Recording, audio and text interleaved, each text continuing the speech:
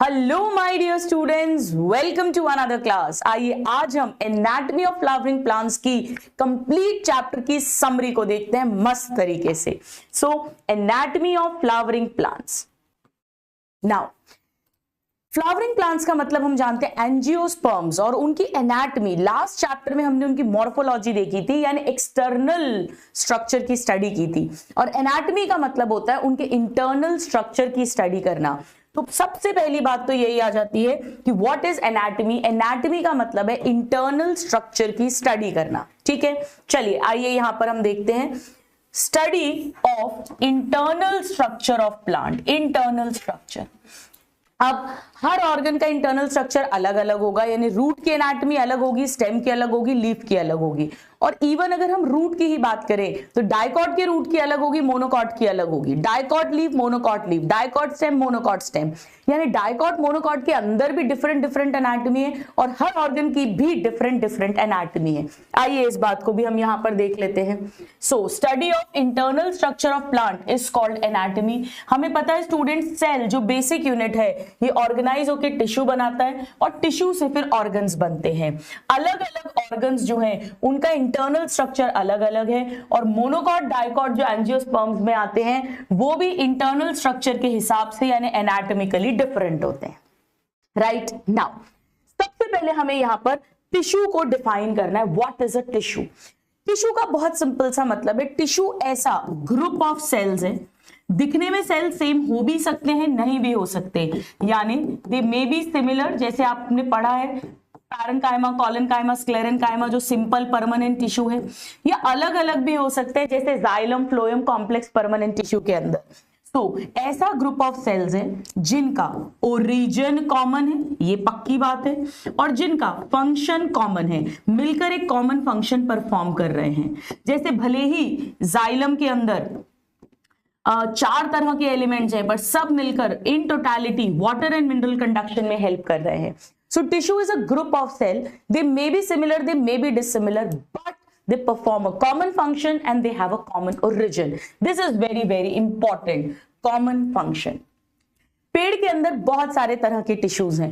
पहला क्लासिफिकेशन है on the basis of ability to divide. अगर उस टिश्यू के सेल्स लगातार डिवाइड करेंगे, सेल साइकिल में है 1 से 2, 2 से 4, 4 से 8 बनाते जा रहे हैं, तो उसे मेरिस्टेमेटिक टिश्यू या मेरिस्टेम कहेंगे। और अगर उसके सेल स्पेशलाइज हो जाएंगे, G0 में चले गए, सेल साइकिल एग्जिट कर दी, अपना कोई पर्टिकुलर काम कर रहे हैं, स्ट्रक्चरली फंक्शनली स्पेशलाइज्ड हो गए हैं, डिफरेंशिएटेड हो गए हैं, तो उसे हम कह देते हैं परमानेंट टिश्यू। यानी एक हो गया मेरिस्टेमेटिक टिश्यू और एक परमानेंट टिश्यू की सेल्स जो हैं they are capable of dividing और नॉट। हमें सबसे पहले पढ़ना है मेरिस्टेमेटिक टिश्यू। अब मेरिस्टेमेटिक टिश्यू, मेरिस्टेमेटिक ये वर्ड मेरिस्टोस से आया है, जो ग्रीक वर्ड है जिसका मतलब होता है डिवाइडिंग।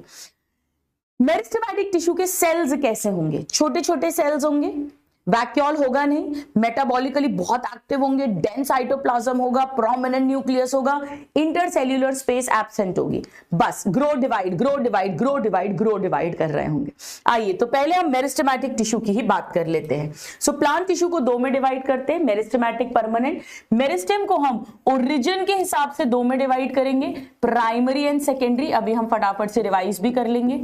और लोकेशन के हिसाब से 3 में डिवाइड करेंगे, अपाइकल, लेटरल एंड इंटरकैलरी।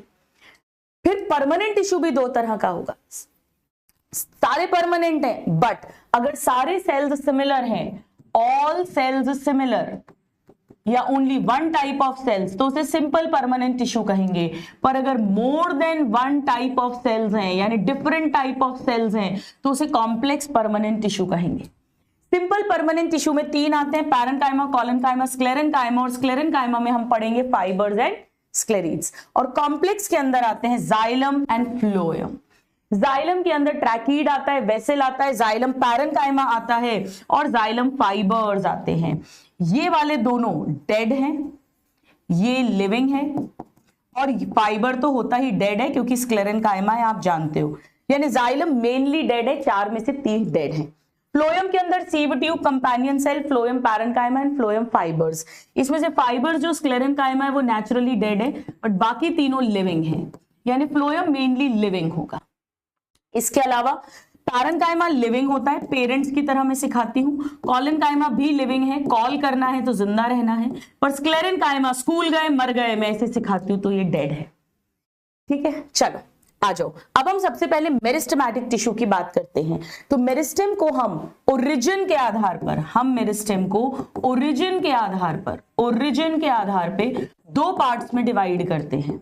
एक जो जिंदगी में पहले बनती है उसे प्राइमरी मेरिस्टेम बोलते हैं। प्राइमरी मेरिस्टेम जिंदगी में पहले बनती है यानी अर्ली फॉर्म्ड है, और ये पेड़ की लंबाई बढ़ाएगी, increase in length of plant यानी प्राइमरी ग्रोथ बढ़ाएगी। प्राइमरी मेरिस्टेम में स्पेशलाइजेशन होगा यानी डिफरेंशिएशन होगा, तो ये बनाएगी प्राइमरी परमानेंट टिश्यू, जिसे एनसीईआरटी में लिखा है फॉर्म प्राइमरी टिश्यूज, मतलब प्राइमरी परमानेंट टिश्यू। और किस प्रोसेस से ये बनेगा? डिफरेंशिएशन से। जबकि सेकेंडरी मेरिस्टेम जिंदगी में बाद में आएगी यानी लेटर फॉर्म्ड है, और ये पेड़ की चौड़ाई बढ़वाएगी, इंक्रीज इन गर्थ, डायामीटर या थिकनेस ऑफ द प्लांट यानी सेकेंडरी ग्रोथ करवाएगी। और ये रीडिफरेंशिएशन से हमने समझा है क्या करेगी? फॉर्म सेकेंडरी टिश्यू यानी सेकेंडरी परमानेंट टिश्यू। तो प्राइमरी मेरिस्टेम से प्राइमरी परमानेंट टिश्यू बनता है और सेकेंडरी मेरिस्टेम से सेकेंडरी परमानेंट टिश्यू बनता है। बहुत सिंपल है। ये सब कुछ कैसे बनता है हमने इसकी भी बेसिक्स को अच्छे से पढ़ा था। कैसे बनता है? जैसे प्राइमरी मेरिस्टेम में स्पेशलाइजेशन हुआ यानी डिफरेंशिएशन कहेंगे, डिफरेंशिएशन, उससे बनेगा primary permanent tissue, primary permanent tissue, permanent tissue. फिर इसमें कभी कभी वापस से they regain the property of division, अभी तो लूज हो गई है यानी उल्टा, तो डिफरेंशिएशन का उल्टा डी डिफरेंशिएशन होगा, उससे बनती है सेकेंडरी मेरिस्टेम। सेकेंडरी मेरिस्टेम पेड़ की चौड़ाई बढ़ाएगी और चौड़ाई बढ़ाने के बाद ये वापस से स्पेशलाइज होंगे, फिर से डिवाइड करना बंद करेंगे, जिसे हमने समझा था रीडिफरेंशिएशन, उससे बनेगा सेकेंडरी परमानेंट टिश्यू, जिसे सेकेंडरी टिश्यू बोल देते हैं। तो ये एक बेसिक्स हैं जो हमें ऑफ कोर्स आने ही चाहिए। ठीक है, तो primary meristem primary permanent tissue बनाती है, secondary meristem secondary permanent tissue बनाती है। प्राइमरी मेरिस्टेम जीवन में पहले बनती है, सेकेंडरी मेरिस्टेम बाद में बनती है। प्राइमरी मेरिस्टेम प्राइमरी ग्रोथ कराएगी, सेकेंडरी मेरिस्टेम सेकेंडरी ग्रोथ कराएगी। ये तो हमने बात करी थी ओरिजिन के बेसिस पर। अब आइए हम लोकेशन के बेसिस पे बात करेंगे। तो ग्रीक वर्ड मेरिस्टोस से ये शब्द आया है जिसका मतलब होता है डिवाइडेड। नाउ लोकेशन के बेसिस पर अगर हम बात करें, लोकेशन के बेसिस पर तो तीन तरह की है, ALI यानी apical, lateral and intercalary. Now apical वाली कहां होती है? बहुत इजी था, ये शूट का डिस्टेंट मोस्ट रीजन है स्टेम का। यहां पर जो मेरिस्टेम है उसे शूट अपाइकल मेरिस्टेम कहेंगे, और रूट की टिप पर जो है उसे रूट अपाइकल मेरिस्टेम कहेंगे, यानी ये शूट और रूट की टिप्स पर होगी। यही लंबी हो होकर पेड़ की लंबाई बढ़ाती है, यानी ये जिंदगी में हमेशा से रहती है। ये एक तरह का प्राइमरी मेरिस्टेम है। This is a primary meristem, primary हमेशा से है, ये प्राइमरी मेरिस्टेम है। यही अपाइकल मेरिस्टेम के सेल्स जब डिफरेंशिएट होंगे, स्पेशलाइज होंगे, तो epidermal tissue system, vascular tissue system, ground tissue system, वो सब कुछ बनाएंगे, यानी प्राइमरी टिश्यूज बनाएंगे, एपिडर्मिस बनाएंगे, एपिडर्मल, ग्राउंड, अलग अलग रीजन्स में, और इसी से बनेगा vascular tissue system. Apical meristem ही ये सारे टिश्यूज बनाती है, root apical and shoot apical meristem. अब इसमें एक बड़ी इंटरेस्टिंग चीज थी, अगर आपको याद हो, जैसे फॉर एग्जाम्पल मान लो अभी यहाँ पे शूट अपाइकल मेरिस्टेम है, यहाँ पर एक लीफ बन गई, अब ये पेड़ लंबा हो गया, तो ये शूट अपाइकल मेरिस्टेम यहाँ खिसक गई, तो शूट अपाइकल मेरिस्टेम तो अब यहां पर है। लेकिन जब ये लीफ बन रही थी या स्टेम लंबी हो रही थी, during formation of leaf and elongation of stem, कुछ शूट अपाइकल मेरिस्टेम यहां रह गई। ये है तो शूट अपाइकल मेरिस्टेम जो छूट गई है, लेफ्ट बिहाइंड, कहां पे? इस एंगल में, in axil of leaf, in axil of leaf, यहां पर ये छूट गई है, और यही बन जाएगी एक्सिलरी बड, यही बन जाएगी एक्सिलरी बड। एक्सिलरी बड के अंदर क्या है? शूट अपाइकल मेरिस्टेम है, और ये बड बाद में आगे भविष्य में ब्रांच या फ्लावर बनाएगी। ठीक है, so this is about apical meristem. अब अपाइकल मेरिस्टेम के अलावा इंटर कैलरी मेरिस्टेम भी हमेशा से होती है, यानी प्राइमरी है, प्राइमरी। ये मेनली घास मोनोकॉट्स में देखने को मिलती है। ये मैच्योर टिश्यू के बीच बीच में हमने समझा था, मैच्योर टिश्यू के बीच बीच में, तभी तो इंटर कैलरी कह रहे हैं। होता क्या है हमने अंडरस्टैंड किया था, जैसे फॉर एग्जांपल ये पेड़ की टिप है, ये शूट अपाइकल मेरिस्टेम है, यहां पर मान लो इंटर कैलरी मेरिस्टेम है और बीच बीच में पूरा मैच्योर टिश्यू भरा हुआ है। अगर एक गाय आई, ठीक है, ये सपोज एक गाय आई और उस गाय ने इसे चर लिया, काऊ ने इसे खा लिया, तो अब तो पेड़ की लंबाई बढ़ ही नहीं पाती, पर क्योंकि इंटर कैलरी मेरिस्टेम है ये डिवाइड कर करके पेड़ की लंबाई बढ़ा देगी। यानी जो ग्रेजिंग चरने वाले हर्बीवोर शाकाहारी जानवर हैं, वो जिन पार्ट्स को खा जाते हैं, टिप्स को खा जाते हैं, उन्हें दोबारा से रीजनरेट करना इसका काम होता है। तो ये दोनों ही प्राइमरी मेरिस्टेम है। अब अगर पेड़ की लेटरल साइड्स में मेरिस्टेम है, लेटरल मैच्योर रीजन में, लेटरल साइड पे, इसे सिलेंड्रिकल मेरिस्टेम भी बोलते हैं। ये सब मिलकर पेड़ की चौड़ाई बढ़ाएंगी, यानी ये सेकेंडरी ग्रोथ करवाएंगी, secondary growth of the plant, पेड़ की चौड़ाई बढ़वाएंगी, सेकेंडरी ग्रोथ। अब ध्यान से सुनिए, इसमें 3 आती हैं, वेरी वेरी इंपॉर्टेंट। बंडल के अंदर फेसिकुलर या इंट्रा फेसिकुलर कैम्बियम, बंडल्स के बीच बीच में, और कॉप कैम्बियम। इनमें से ये वाली दोनों सेकेंडरी है, जिंदगी में बाद में आती हैं। सेकेंडरी एंड लेटरल, लोकेशन के हिसाब से लेटरल और रीजन के हिसाब से सेकेंडरी। लेकिन जो बंडल के अंदर है वो हमेशा से प्रेजेंट है, काम बाद में करेगी जब पेड़ की गर्थ बढ़ानी है, चौड़ाई बढ़ानी है, लेकिन है हमेशा से। यानी ये वाली प्राइमरी एंड लेटरल है। यानी हम कह सकते हैं कि जितनी भी सेकेंडरी है, सेकेंडरी केवल ये वाली 2 हैं, जितनी भी सेकेंडरी है वो लेटरल भी है, पर जितनी भी लेटरल है वो सारी सेकेंडरी नहीं है, उनमें से एक प्राइमरी भी होता है। एनसीईआरटी में हालांकि जनरल वे में लिख दिया है लेटरल और सेकेंडरी मेरिस्टेम, ठीक है। चलिए, सो ये सारे पॉइंट्स भी हमने देख लिए हैं, हमने कुछ भी मिस नहीं किया है, ये पूरी एनसीईआरटी की लाइंस है। ये डायग्राम्स मैं आपको क्लास में बहुत अच्छे से समझा चुकी हूं, आप जानते हैं। जैसे ये तो रूट कैप बन रही है, रूट कैप, ये पूरा रूट अपाइकल मेरिस्टेम का एरिया है, रूट की टिप पर ये डिवाइडिंग सेल्स दिखा रहे हैं, इसी से रूट कैप बनेगी, यानी precursor, initials of root cap. इसी से सेंटर में बनेगा वस्कुलर सिलेंडर, सेंट्रल सिलेंडर यानी जाइलम फ्लोएम, उसके चारों तरफ बनेगा कॉर्टेक्स और सबसे बाहर बनेगा एपिडर्मिस, जिसे हम प्रोटोडर्म कह रहे हैं अभी। सो बाहर की तरफ है प्रोटोडर्म, फिर ये सारा है कॉर्टेक्स और बीच में बनेगा जाइलम फ्लोएम यानी सेंट्रल सिलेंडर। ये सब कुछ रूट अपाइकल मेरिस्टेम से बनेगा।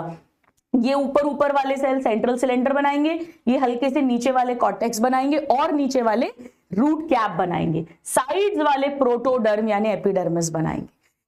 शूट के अंदर ये है शूट अपाइकल मेरिस्टेम पूरी की पूरी। नाउ इसमें ये लीव्स होंगी, लीव्स, लीफ प्राइमोर्डिया मतलब भविष्य में लीव्स बनेंगी। ये स्टेम है, ये लीफ है, यानी ये एंगल एक्सिल होगा, यहां पर होगी एक्सिलरी बड। तो shoot apical meristem, leaf primordia, axillary bud, और इसी शूट अपाइकल मेरिस्टेम से इसके वस्कुलर टिश्यूज और ग्राउंड सिस्टम और एपिडर्मिस टिश्यू सिस्टम सब कुछ बनेगा। चलिए, सो ये हमने बात कर ली सारी की सारी, पूरी की पूरी मेरिस्टेम की, primary meristem, secondary meristem, apical meristem, lateral meristem and intercalary meristem. अब आइए हम बात करते हैं परमानेंट टिश्यू की। परमानेंट टिश्यूज जो होते हैं वो हमने पढ़ा डिवाइड नहीं करते, do not divide. Generally word इसीलिए लिखा है क्योंकि कभी कभी डिवाइड कर भी सकते हैं जब वो डी डिफरेंशिएशन करके सेकेंडरी मेरिस्टेम बनाएंगे। अगर सारे सेल सिमिलर है मैंने कहा था तो उसे सिंपल कहते हैं, पर अगर अलग अलग है, डिफरेंट टाइप के हैं तो उसे कॉम्प्लेक्स कहेंगे। बट हाँ, मिलकर काम तो सेम ही करेंगे, ये पक्की बात है। चलिए, अब सिंपल परमानेंट टिश्यू जिसमें एक से तरह के सेल्स बनेंगे वो 3 होता है। मैं कैसे याद कराती हूं, पेरेंट से पैरेन्काइमा याद करो, पेरेंट से पैरेन्काइमा। पेरेंट्स हमारे जीवन में हर जगह है, इसीलिए हर ऑर्गन में सबसे ज्यादा पैरेन्काइमा ही पैरेन्काइमा मिलता है। रूट में तो पूरा पैरेन्काइमा मिलता है, स्क्लेरेन्काइमा कोलेन्काइमा होता ही नहीं है। लीफ और स्टेम में भी ना के बराबर होता है, यानी सारा का सारा यही होता है। सो इसमें हम लिख सकते हैं कि this is the most abundant tissue in all organs, सभी ऑर्गन्स में पाया जाएगा, इसीलिए इसे यूनिवर्सल टिश्यू भी बोलते हैं। स्टेम, रूट, लीफ सब में, और उनमें भी सबसे ज्यादा पाया जाएगा। माँ बाप की तरह, माता पिता की तरह ये किसी में भेदभाव नहीं करते, सारे बच्चे एक से हैं, यानी आइसोडायमेट्रिक सेल्स हैं, सेम डायामीटर है। हाँ, सेल्स के शेप अलग अलग हो सकते हैं। कौन कौन से शेप दिए हैं एनसीईआरटी में? जैसे राउंड हो सकता है, गोल, स्फेरिकल, फिर अंडाकार, अंडे जैसा यानी ओवल, फिर लंबा हो सकता है यानी इलोंगेटेड, एंगल्स वाला हो सकता है यानी पॉलीगोनल, एक्सेट्रा। अब पैरेन्काइमा में ये लिविंग है, लिविंग, और अगर ये लिविंग है तो इसमें सेकेंडरी वॉल नहीं मिलेगी, लिग्निन नहीं मिलेगा, यानी इसकी सेल वॉल थिन होगी और सेल्यूलोज की बनी हुई होगी। सेल्स या तो कॉम्पैक्टली पैक्ड होंगे, जैसे एपिडर्मिस में होते हैं, तो इंटरसेल्यूलर स्पेस होगी ही नहीं, एपिडर्मिस एंडोडर्मिस याद आ रहा है, या थोड़ी सी हो सकती है, स्मॉल इंटरसेल्यूलर स्पेस हो सकता है। एनसीईआरटी में जो डायग्राम बना है उसमें इंटरसेल्यूलर स्पेस दिखाई गई है, इंटरसेल्यूलर स्पेस दिखाई है। लिविंग सेल्स हैं तो वैक्यूल होगा, न्यूक्लियस होगा, साइटोप्लाज्म होगा, और इनमें क्लोरोप्लास्ट भी मिल सकते हैं। अब इसके 3 काम है, मम्मी की तरह खाना बनाना, फोटोसिंथेसिस, लीफ के अंदर पूरा मेसोफिल टिश्यू पैरेन्काइमा का ही बना है। नंबर 2, पापा की तरह भविष्य की चीजें स्टोर करना, स्टोरेज, और नंबर 3 हम दोनों को बताते हैं सीक्रेट्स यानी secretion. So this is about parenchyma. अब कॉलेनकाइमा को मैं कॉल करने से याद दिलाती हूँ, और कॉल करने के लिए भी हमें जिंदा रहना जरूरी है, यानी ये भी लिविंग है। अब कॉलेनकाइमा में क्या होता है कि इसमें भी नॉर्मल सेल्स हैं, इस तरह से ये सेल्स हैं, इनमें वैक्यूल भी होगा, सब होगा, लिविंग सेल्स हैं, क्लोरोप्लास्ट भी मिल सकता है, पर इनके कॉर्नर्स पर थिकनिंग हो गई है, कॉर्नर्स पे थिकनिंग। थिकनिंग मतलब एक्स्ट्रा डिपॉजिट हो गया है, किसका? Cellulose, hemicellulose, pectin. लिग्निन नहीं है, सेकेंडरी वॉल नहीं है, डेड नहीं हुआ है, पर कॉर्नर्स पे थिकनिंग हो गई है, जिसके कारण से इसमें सेल्स के बीच की स्पेस 100% एब्सेंट होगी ही होगी। सो नो इंटरसेल्यूलर स्पेस, क्योंकि कॉर्नर्स थिकंड हो गए हैं, कोने में जाके कॉल कर रहे हैं सेल्यूलोज, हेमीसेल्यूलोज और पेक्टिन से, और इसीलिए अब ये मैकेनिकल सपोर्ट प्रोवाइड करेगा। तो ये कहां मिलता है? ये मिलेगा स्टूडेंट्स जैसे पीटियोल ऑफ लीफ में जो ग्रोइंग पार्ट्स है, थोड़ा सा सपोर्ट चाहिए पत्ती की डंडी में, या यंग डाइकॉट स्टेम में, यंग डाइकॉट स्टेम में एपिडर्मिस के नीचे, एनसीईआरटी लिखती है बिलो एपिडर्मिस मतलब हाइपोडर्मिस में, बिलो एपिडर्मिस यानी हाइपोडर्मिस में। ये पूरी लेयर भी बना सकता है ज्यादातर, या कभी कभी पैचेस में मिलता है। तो क्योंकि लिविंग है, फोटोसिंथेसिस भी कर सकता है, खाना एसिमिलेट कर सकता है, क्लोरोप्लास्ट भी मिल सकते हैं। So this is about collenchyma. अब स्कूल गए तो मर गए यानी स्क्लेरेनकाइमा।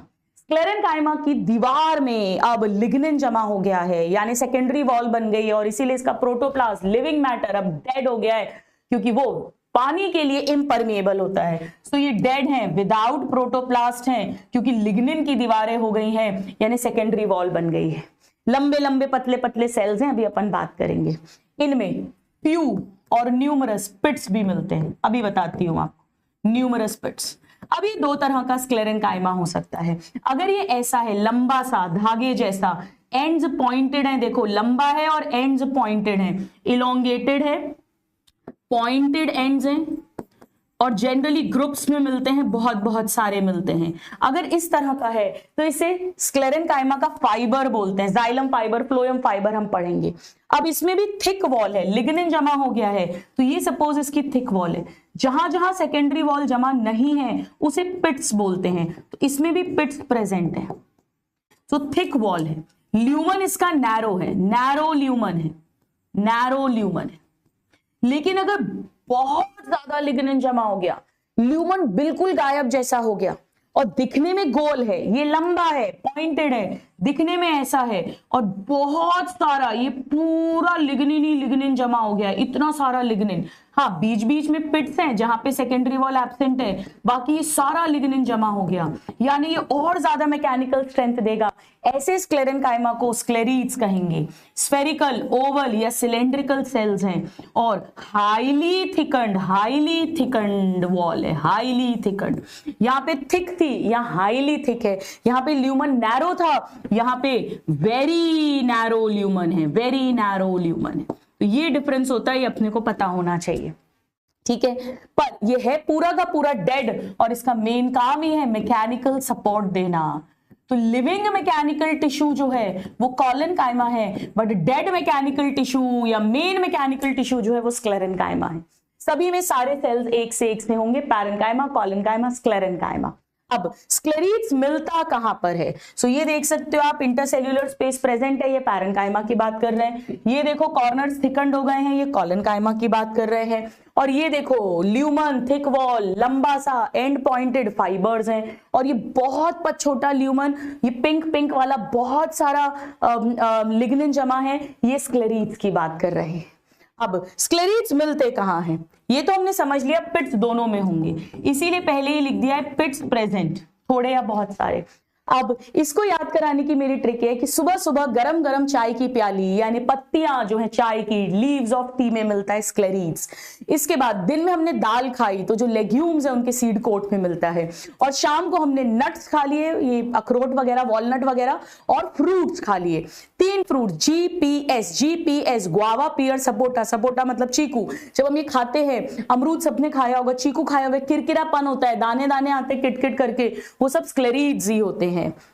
सो यहां पर हम देख सकते हैं, ये सब मैंने आपको पूरा पढ़ा दिया है, एक एक शब्द मैंने आपको एनसीईआरटी का पढ़ा दिया है। आप देखेंगे आपके लिए बहुत इजी हो जाएगा, सब कुछ आई हैव एक्सप्लेन्ड यू। सो ये कहां मिलते हैं? 1 second.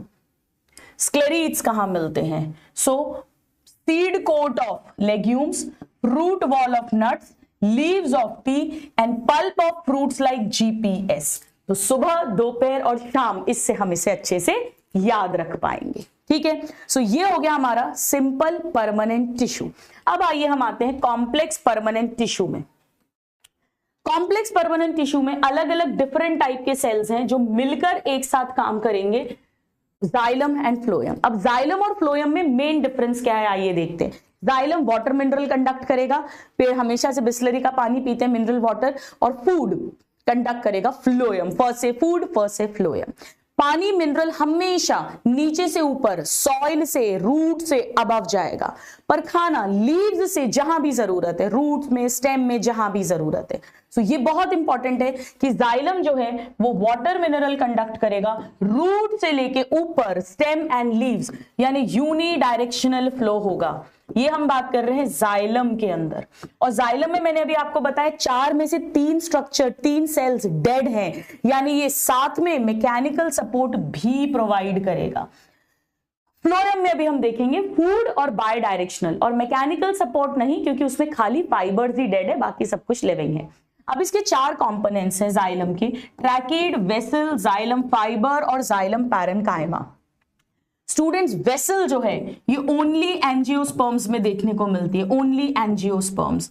Actually water mineral conduct करने का काम ट्रैकीड और वेसल्स का है एंजियोस्पर्म्स के अंदर, पर जिम्नोस्पर्म टेरिडोफाइट्स में वेसल्स नहीं होती हैं, यानी उनमें ये काम, पानी कंडक्ट करने का काम केवल ट्रैकीड्स करेंगे।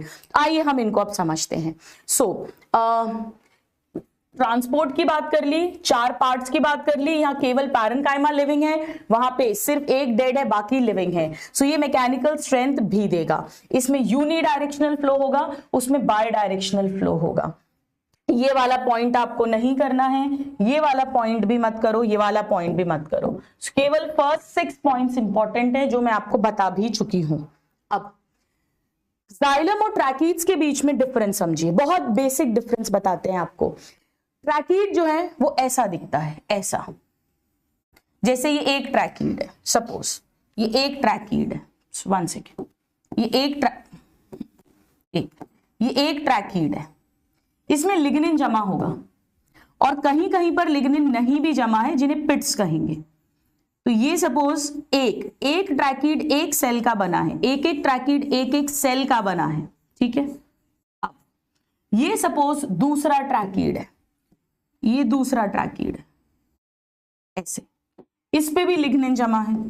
एक ट्रैकीड एक सेल है, एक ट्रैकीड एक सेल है, ठीक है, इस तरह से। तो इसमें से ये लिग्निन जमा हो गया तो ये डेड तो हो गया, प्रोटोप्लास्ट नहीं है, पॉइंटेड एंड्स हैं। अब इससे पानी कैसे जाता है? पानी इससे कैसे जाता है? जैसे यहां पे पानी है, फिर इस पिट के थ्रू यहां पानी जाएगा, फिर इस पिट से अगले में जाएगा। ये बहुत अच्छा सिस्टम नहीं है पानी को मूव करवाने का, ये प्रिमिटिव तरीका है। ये लंबे लंबे हैं, ट्यूब जैसे हैं, थिक और लिग्निफाइड वॉल है और एंड्स इसके टेपरिंग है यानी पॉइंटेड है, डेड है, विदाउट प्रोटोप्लाज्म है, अंदर की लेयर पे थिकनिंग्स है अलग अलग उसमें, ठीक है। ट्रैकीड और वेसल्स ये दोनों ही वाटर एंड मिनरल को ट्रांसपोर्ट करेंगे हालांकि। तो एक ट्रैकीड एक एक सेल का बना है यानी ईच ट्रैकीड इज वन सेल यानी यूनिसेल्यूलर। अब मोर एडवांस तरीका बताती हूं वेसल कैसे होती है। वेसल में क्या होता है, जैसे सपोज ये एक सेल है ऐसा सिलेंड्रिकल, ये दूसरा सेल है, ये तीसरा सेल है, ठीक है, और इनकी जो बीच की दीवारें हैं ये गायब हो गई, यानी ये पूरी एक वेसल बन गई। एक वेसल मल्टी सेल्यूलर होती है, हर वेसल मल्टी सेल्यूलर होती है, बहुत सारे सेल्स की बनी है। एक एक सेल को वेसल मेंबर बोलते हैं और पूरी को वेसल बोलते हैं। अब वेसल के अंदर भी लिग्निन जमा है, वेसल में भी पिट्स मिलेंगे इस तरह से, ऐसे ऐसे, इसमें पानी सीधा कंडक्ट होगा। हाँ, बगल में भी एक वेसल है, मान लो ये एक और वेसल है, तो यहां से ऐसे भी जा सकता है पानी, पर फिर सीधा जाएगा। ये बेटर कंडक्टिंग सिस्टम है डेफिनेटली 100%। तो पिट्स यहां पर भी हैं, पिट्स यहां पर भी हैं और पिट्स यहां पर भी हैं, पिट्स दोनों में हैं, लेकिन यहां के एंड वॉल जो कॉमन वॉल थी उसमें छेद हो गया है, वो पूरी गायब हो गई है, उसे परफोरेशंस बोलते हैं। तो यहां पर पूरा गायब हो जाना, यहां पे परफोरेशंस प्रेजेंट है और यहां पे परफोरेशंस एब्सेंट है, राइट। अच्छा, सो ये लंबा सा सिलेंड्रिकल ट्यूब लाइक स्ट्रक्चर है जो बहुत सारे सेल्स का बना है। एक एक सेल को वेसल मेंबर और पूरे को मिलाकर वेसल कहते हैं। अब इसमें भी लिग्निन जमा है, इसमें भी लिग्निन है, इसमें भी लिग्निन है। ये ज्यादा अच्छा सिस्टम है। यहाँ पे ल्यूमन चौड़ा है क्योंकि लिग्निन कम जमा है, यहाँ पे ल्यूमन नैरो है क्योंकि लिग्निन ज्यादा जमा है। सो यहाँ पे सेंट्रल कैविटी लार्जर है देन ट्रैकीड, और प्रोटोप्लाज्म ऑफ कोर्स यहां भी नहीं होगा, डेड तो ये भी होगा। तो बिल्कुल बेसिक्स अच्छे से रिवाइज हो गया सबको। चलिए, अब वेसल मेंबर्स परफोरेशन के थ्रू कनेक्टेड है और वेसल्स केवल एंजियोस्पर्म्स में मिलती है। अब आते हैं तीसरा, फाइबर्स पे। फाइबर भी दिखने में बिल्कुल ट्रैकीड जैसा है यानी ऐसा है, लेकिन फाइबर में इतना ज्यादा लिग्निन जमा हो जाता है, इतना ज्यादा लिग्निन कि इसका ल्यूमन ऑलमोस्ट गायब हो जाता है, ऑलमोस्ट गायब ल्यूमन है इसका।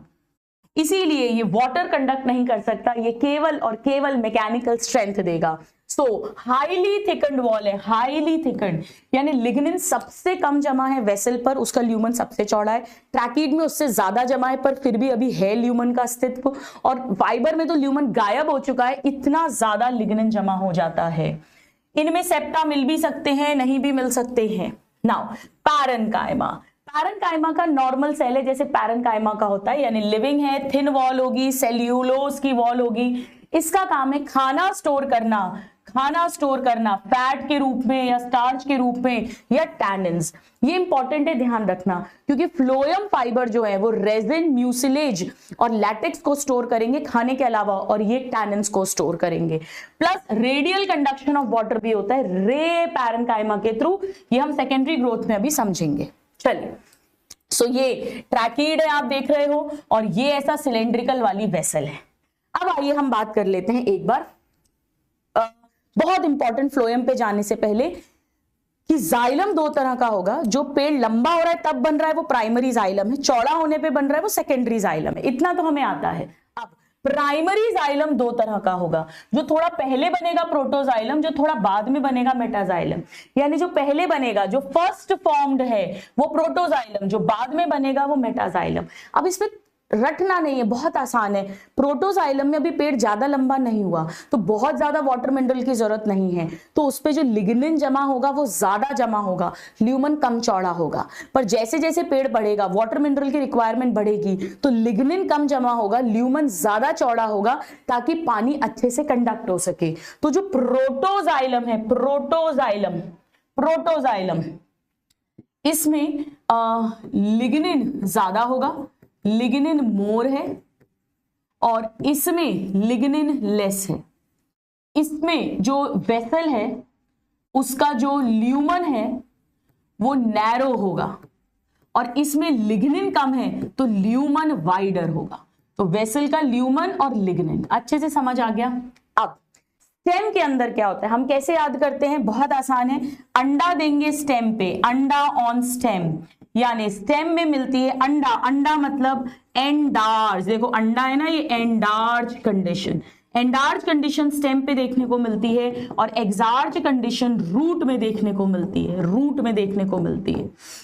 एंडार्च और एक्सार्च किससे देखते हैं, प्रोटोजाइलम से। अगर प्रोटोजाइलम सेंटर की तरफ है, अगर प्रोटोजाइलम सेंटर की तरफ है, अंदर की तरफ है तो एंडार्च, और अगर प्रोटोजाइलम बाहर की तरफ है तो एक्सार्च। बहुत आसान है, बस इतना आ गया ना तो कुछ भी याद नहीं करना।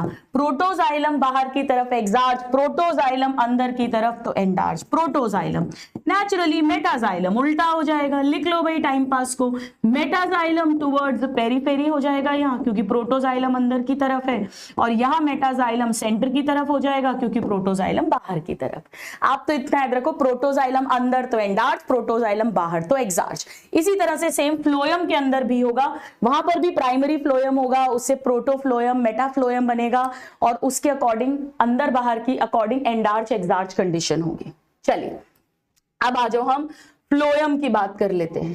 फ्लोएम, तो फ्लोएम फूड मटेरियल ट्रांसफर करेगा पत्ती से लेके सभी ऑर्गन्स तक। इसमें 4 कंपोनेंट्स होंगे जो हम ऑलरेडी देख चुके हैं। अब इसमें सिर्फ फाइबर डेड है, अब ध्यान से सुनिएगा। फ्लोएम के अंदर जो है स्टूडेंट्स, एंजियोस्पर्म्स में सीव ट्यूब और कंपेनियन सेल मिलते हैं, ये टेरिडोफाइट जिम्नोस्पर्म्स में नहीं मिलते। इनके बदले वहां पे सीव सेल और एल्ब्यूमिनस सेल मिलता है। तो जिम्नोस्पर्म में albuminous cell and sieve cell है, बजाय कि sieve tube and companion cell के वो नहीं होता है। चलिए तो आइए सबसे पहले हम सीव ट्यूब को समझते हैं। सीव ट्यूब भी एक सीव ट्यूब बहुत सारे सेल्स का मिलकर बना है, जिन्हें सीव ट्यूब एलिमेंट्स कहेंगे। तो सपोज ये हैं सीव ट्यूब एलिमेंट्स, इनमें न्यूक्लियस गायब हो जाता है, बड़ा सा वैक्यूल है, साइड में साइटोप्लाज्म है, ये वैक्यूल है, लिविंग सेल्स हैं, ये साइटोप्लाज्म है, पर न्यूक्लियस नहीं है, absent nucleus. Sieve tube element के अंदर न्यूक्लियस नहीं है।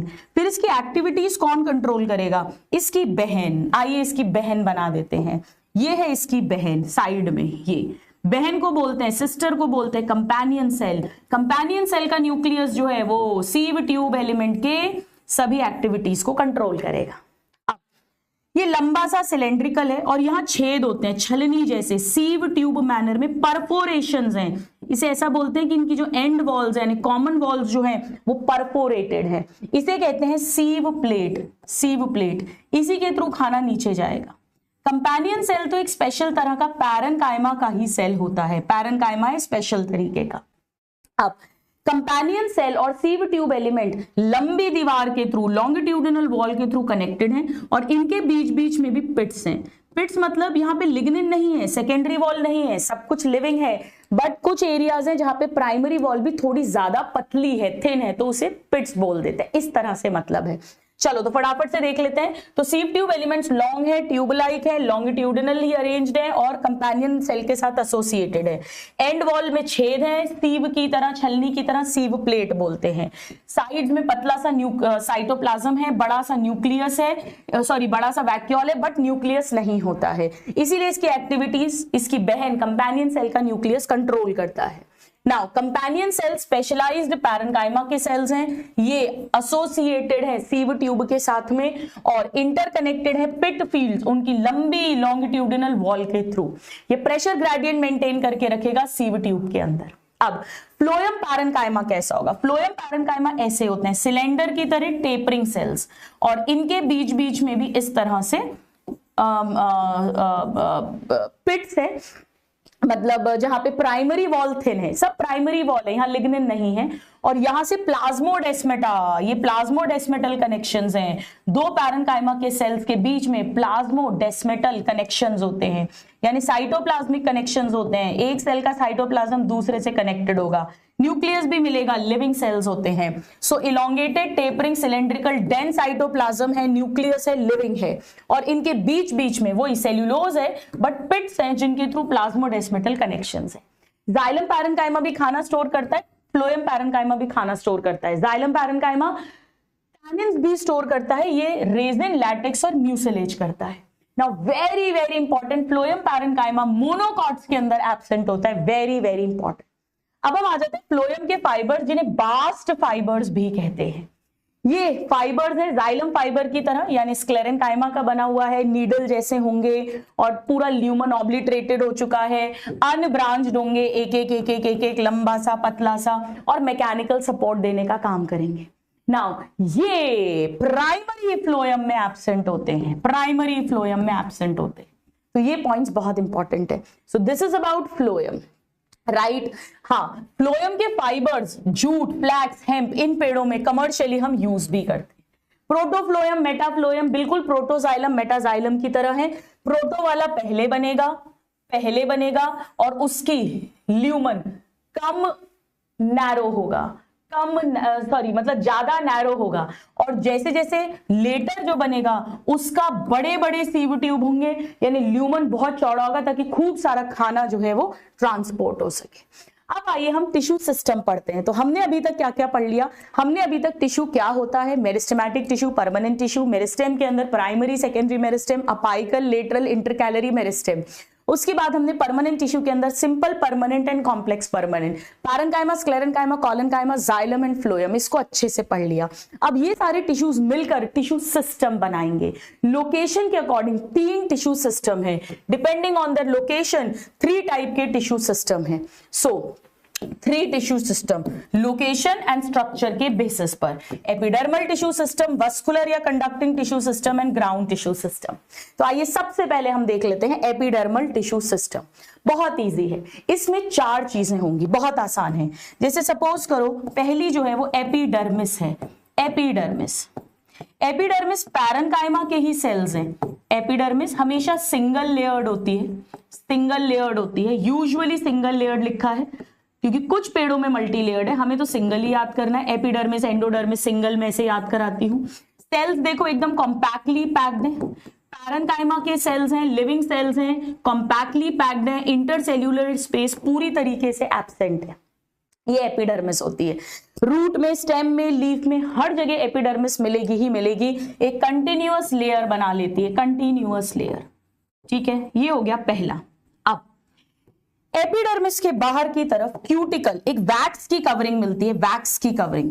ये क्यूटिन वैक्स की बनी है, इसे क्यूटिकल कहते हैं। क्यूटिकल ये वैक्स की बनी हुई है, क्यूटिन वैक्स की, और ये पानी के लिए इम्परमिएबल है। यहां से पानी बाहर नहीं जा सकता, अंदर बाहर, यानी वाटर इम्परमिएबल है। यानी ये पेड़ में पानी के लॉस को बचाएगी, यानी डिहाइड्रेशन को बचाएगी। तो ये एपिडर्मिस के ऊपर मिलती है। लेकिन रूट्स में मिलनी चाहिए क्या? बिल्कुल नहीं, क्योंकि रूट्स में तो हम चाहते हैं कि मिट्टी से पानी एपिडर्मिस और फिर अंदर जाइलम तक पहुंचे, यानी ये रूट्स में एब्सेंट होगी। बट लीव्स में और स्टेम में क्यूटिकल मिलती है, रूट्स में नहीं मिलती है। ये वैक्स की कवरिंग है, वाटर के लिए इम्परमिएबल है, पानी के लॉस को रोकेगी। लीव्स में भी मिलेगी, स्टेम में भी मिलेगी। अब यहां से अपेंडेजेस निकलते हैं, यानी बाहर की तरफ। अगर ये रूट हेयर, तो एक एक रूट हेयर एक एक एपिडर्मल सेल का बना है, यानी यूनिसेल्यूलर है। पर अगर ये स्टेम हेयर जिसे ट्राइकोम भी कहते हैं, ट्राइकोम, तो ये बहुत सारे सेल से मिलकर बनता है, यानी मल्टी सेल्यूलर है। ट्राइकोम का क्या काम है? ट्राइकोम का काम है वाटर लॉस को रोकना, प्रिवेंट वाटर लॉस। इसके थ्रू भी पानी का लॉस नहीं होगा, पेड़ में से डिहाइड्रेशन नहीं होगा। पर रूट हेयर का काम है सरफेस एरिया बढ़ाना, ताकि ज्यादा से ज्यादा वाटर मिनरल एब्जॉर्ब हो। So increase surface area for absorption of water and mineral. कौन से जोन में मिलते हैं? ये मैच्योरेशन जोन में, आपको पहले ही पढ़ा चुकी हूं। एपिडर्मिस पूरी की पूरी प्रोटेक्टिव कवरिंग है, of course protective covering. So epidermal tissue system के अंदर एपिडर्मिस है, क्यूटिकल है, स्टेम एंड रूट हेयर है। इन्हें मिलाकर अपेंडेजेस बोल देते हैं। एपिडर्मल अपेंडेजेस, जो बाहर की तरफ निकले होंगे, अपेंडेजेस। हाँ, लेकिन मोनोकॉट स्टेम में हमने देखा था स्टेम हेयर नहीं थे, डाइकॉट स्टेम में होते हैं, ये भी आपको बताया था। ठीक है, वेरी वेरी इंपॉर्टेंट। अब इसके अलावा लीव्स में और यंग स्टेम में स्टोमेटल अपैरेटस भी मिलेगा। तो 4th पॉइंट जो है इसका, 4th, ये तो 3 हो गए, epidermis, cuticle and appendages. 4th है इनमें stomatal apparatus. Stomatal apparatus roots में नहीं मिलेगा, of course absent in roots. So young stem में मिलता है ये, स्पेशली डाइकॉट की स्टेम में एनसीईआरटी में लिखा हुआ है यंग स्टेम में मिलेगा, और लीव्स में तो सब में ही मिलेगा, ऑल लीव्स, मोनोकॉट डाइकॉट सब में मिलेगा। अब स्टोमेटल अपैरेटस अगर हम डाइकॉट्स की बात करें तो कैसे मिलता है? आपको मालूम है ये जो छेद बना है इसे स्टोमेटा कहते हैं। ये दो बीन शेप के गार्ड सेल्स हैं और इसके चारों तरफ कुछ स्पेशल एपिडर्मल सेल्स हैं जिन्हें हम सब्सिडियरी सेल्स बोल देते हैं।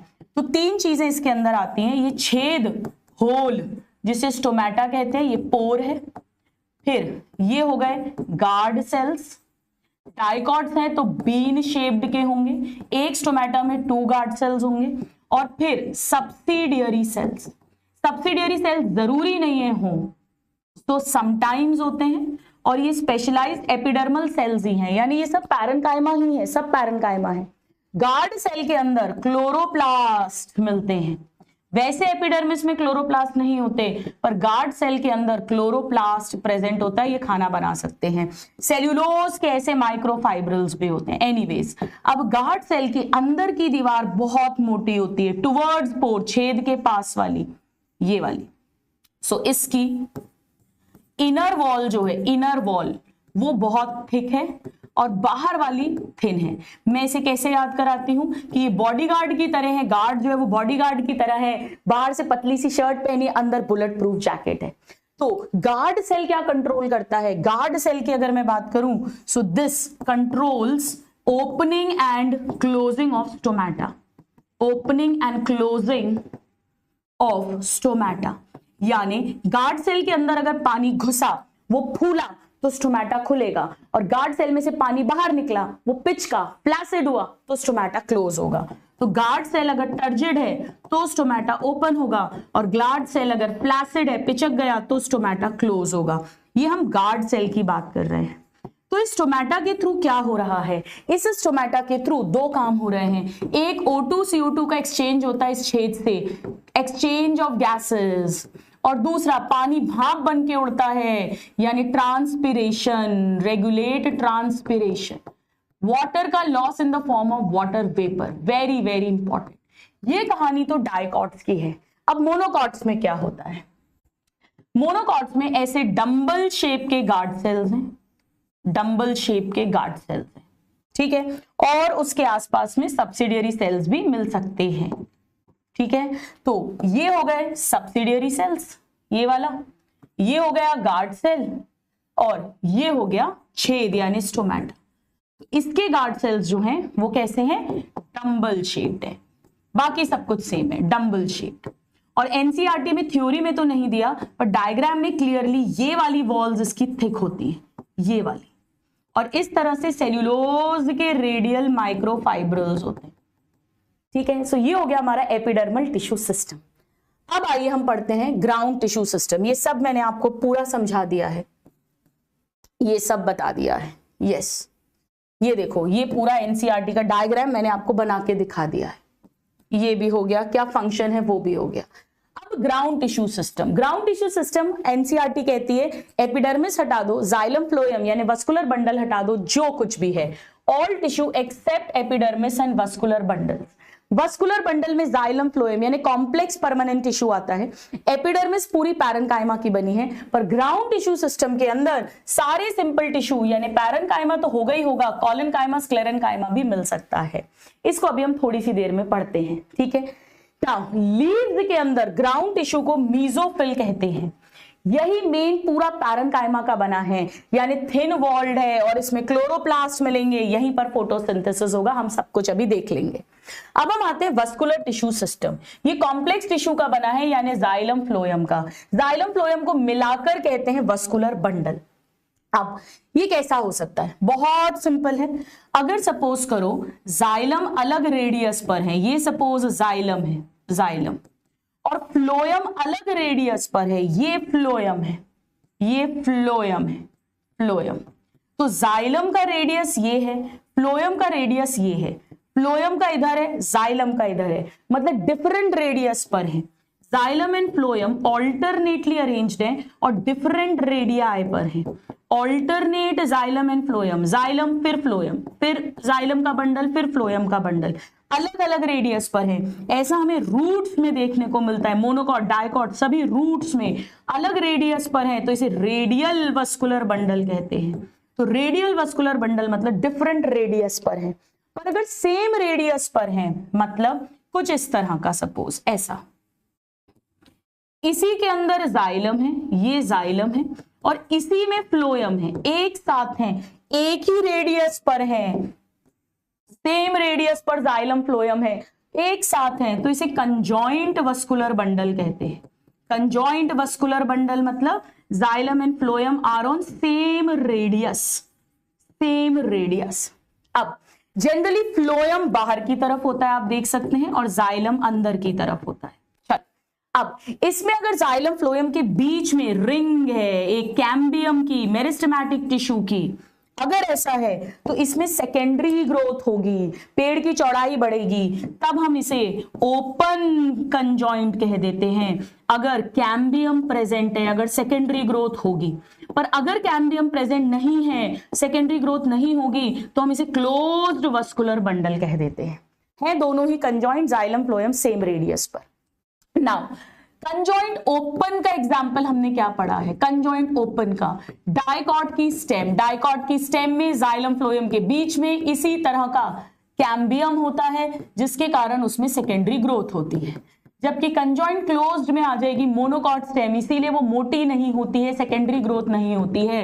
And all leaves, dicot and monocot, कोई भी लीव्स, पत्ती में कभी सेकेंडरी ग्रोथ नहीं होती।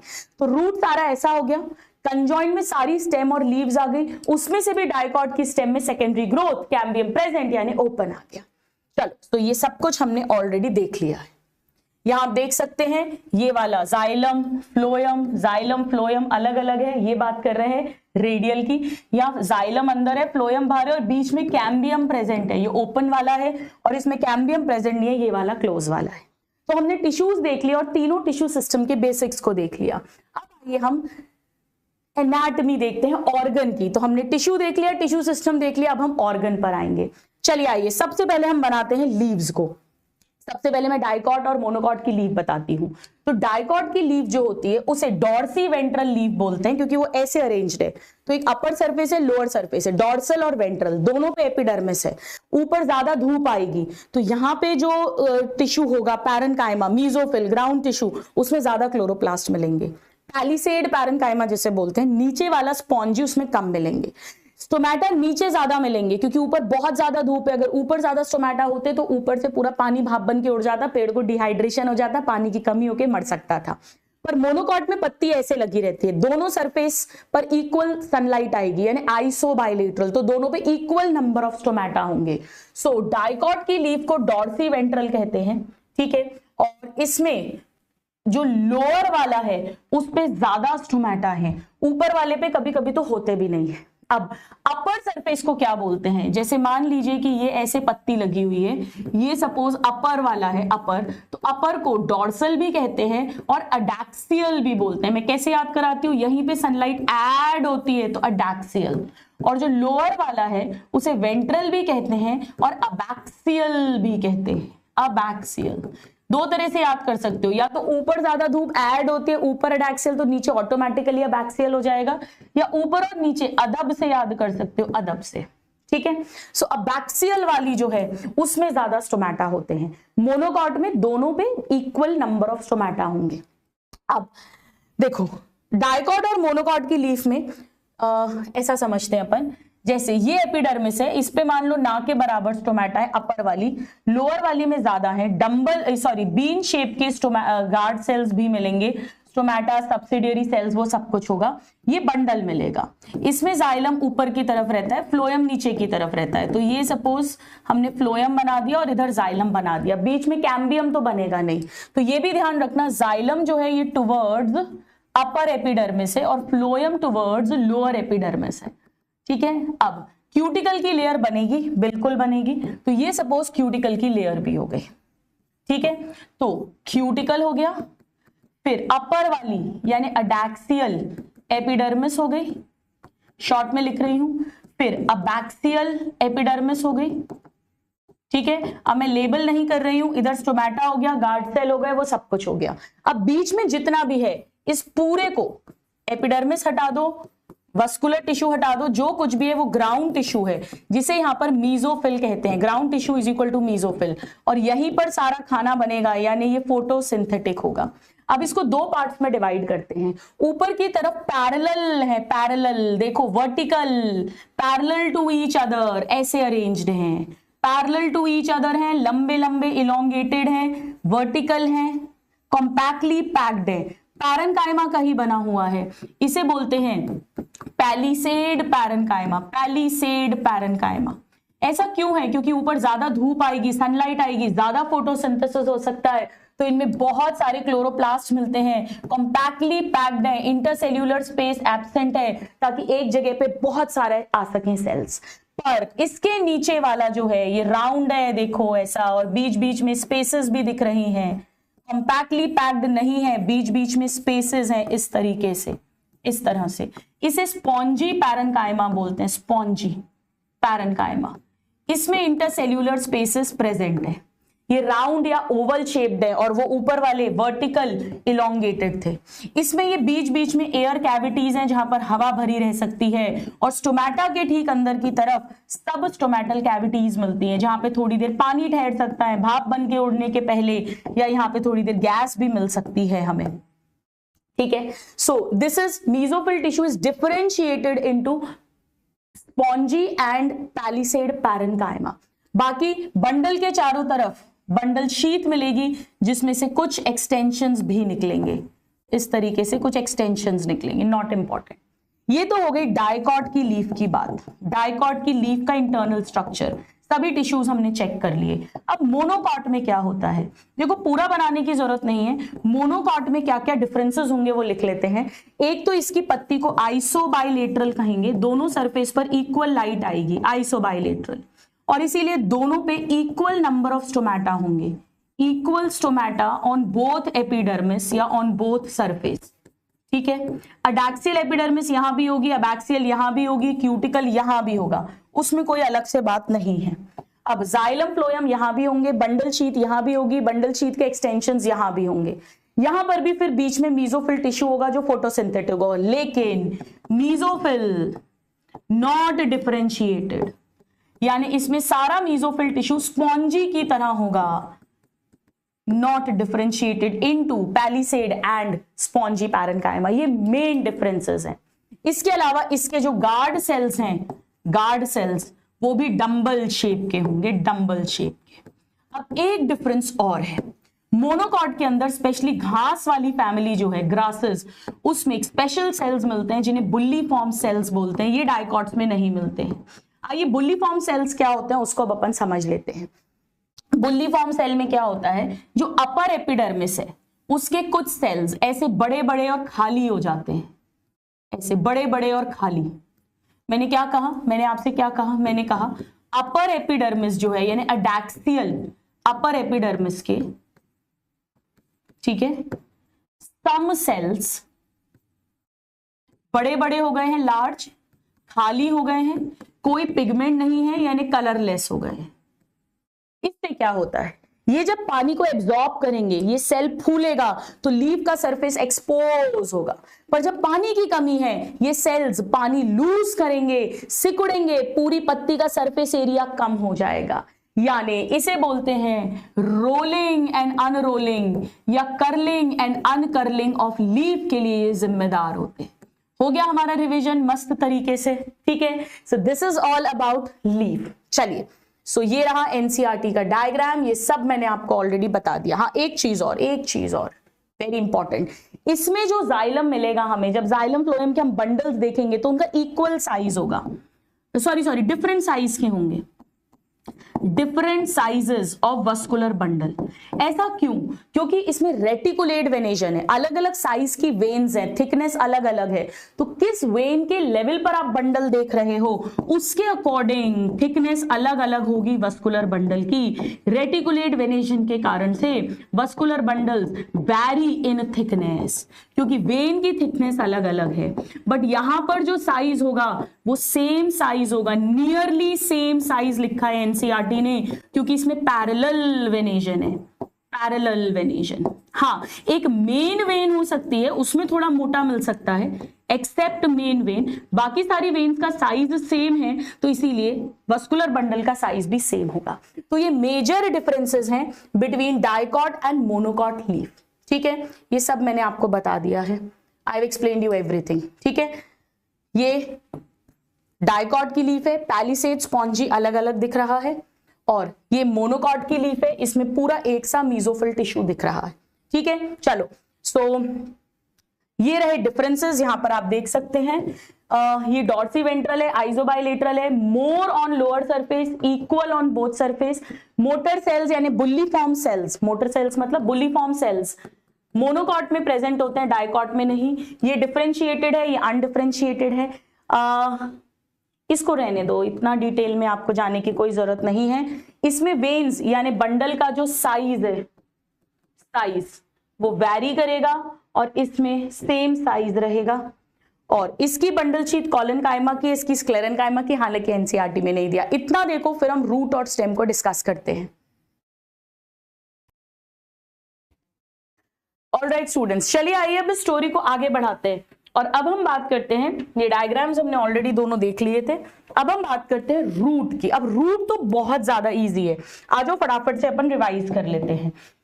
डाइकॉट और मोनोकॉट रूट की अगर मैं बात करूं तो डाइकॉट रूट में भी एपिडर्मिस मिलेगी, मोनोकॉट रूट में भी एपिडर्मिस मिलेगी। एपिडर्मिस वही कॉम्पैक्टली पैक्ड होंगे, पैरेन्काइमा के सेल्स होंगे, और इन्हीं में से रूट हेयर निकलेंगे जो यूनिसेल्यूलर होंगे। एक एक रूट हेयर एक एक सेल का बना होगा, यानी दोनों में ही रूट हेयर होंगे यूनिसेल्यूलर वाले, ये कॉमन है, कोई ज्यादा बड़ी बात नहीं है, हम ऑलरेडी जानते हैं। और दोनों में ही एपिडर्मिस होगी। एपिडर्मिस वही हमेशा पैरेन्काइमा की बनी होती है, तो यहाँ पे भी वही सिंगल लेयर्ड होगी, पैरेन्काइमा की होगी, कॉम्पैक्टली पैक्ड होंगे, इंटरसेल्यूलर स्पेस एब्सेंट होगी, वो सारी कहानी सेम है।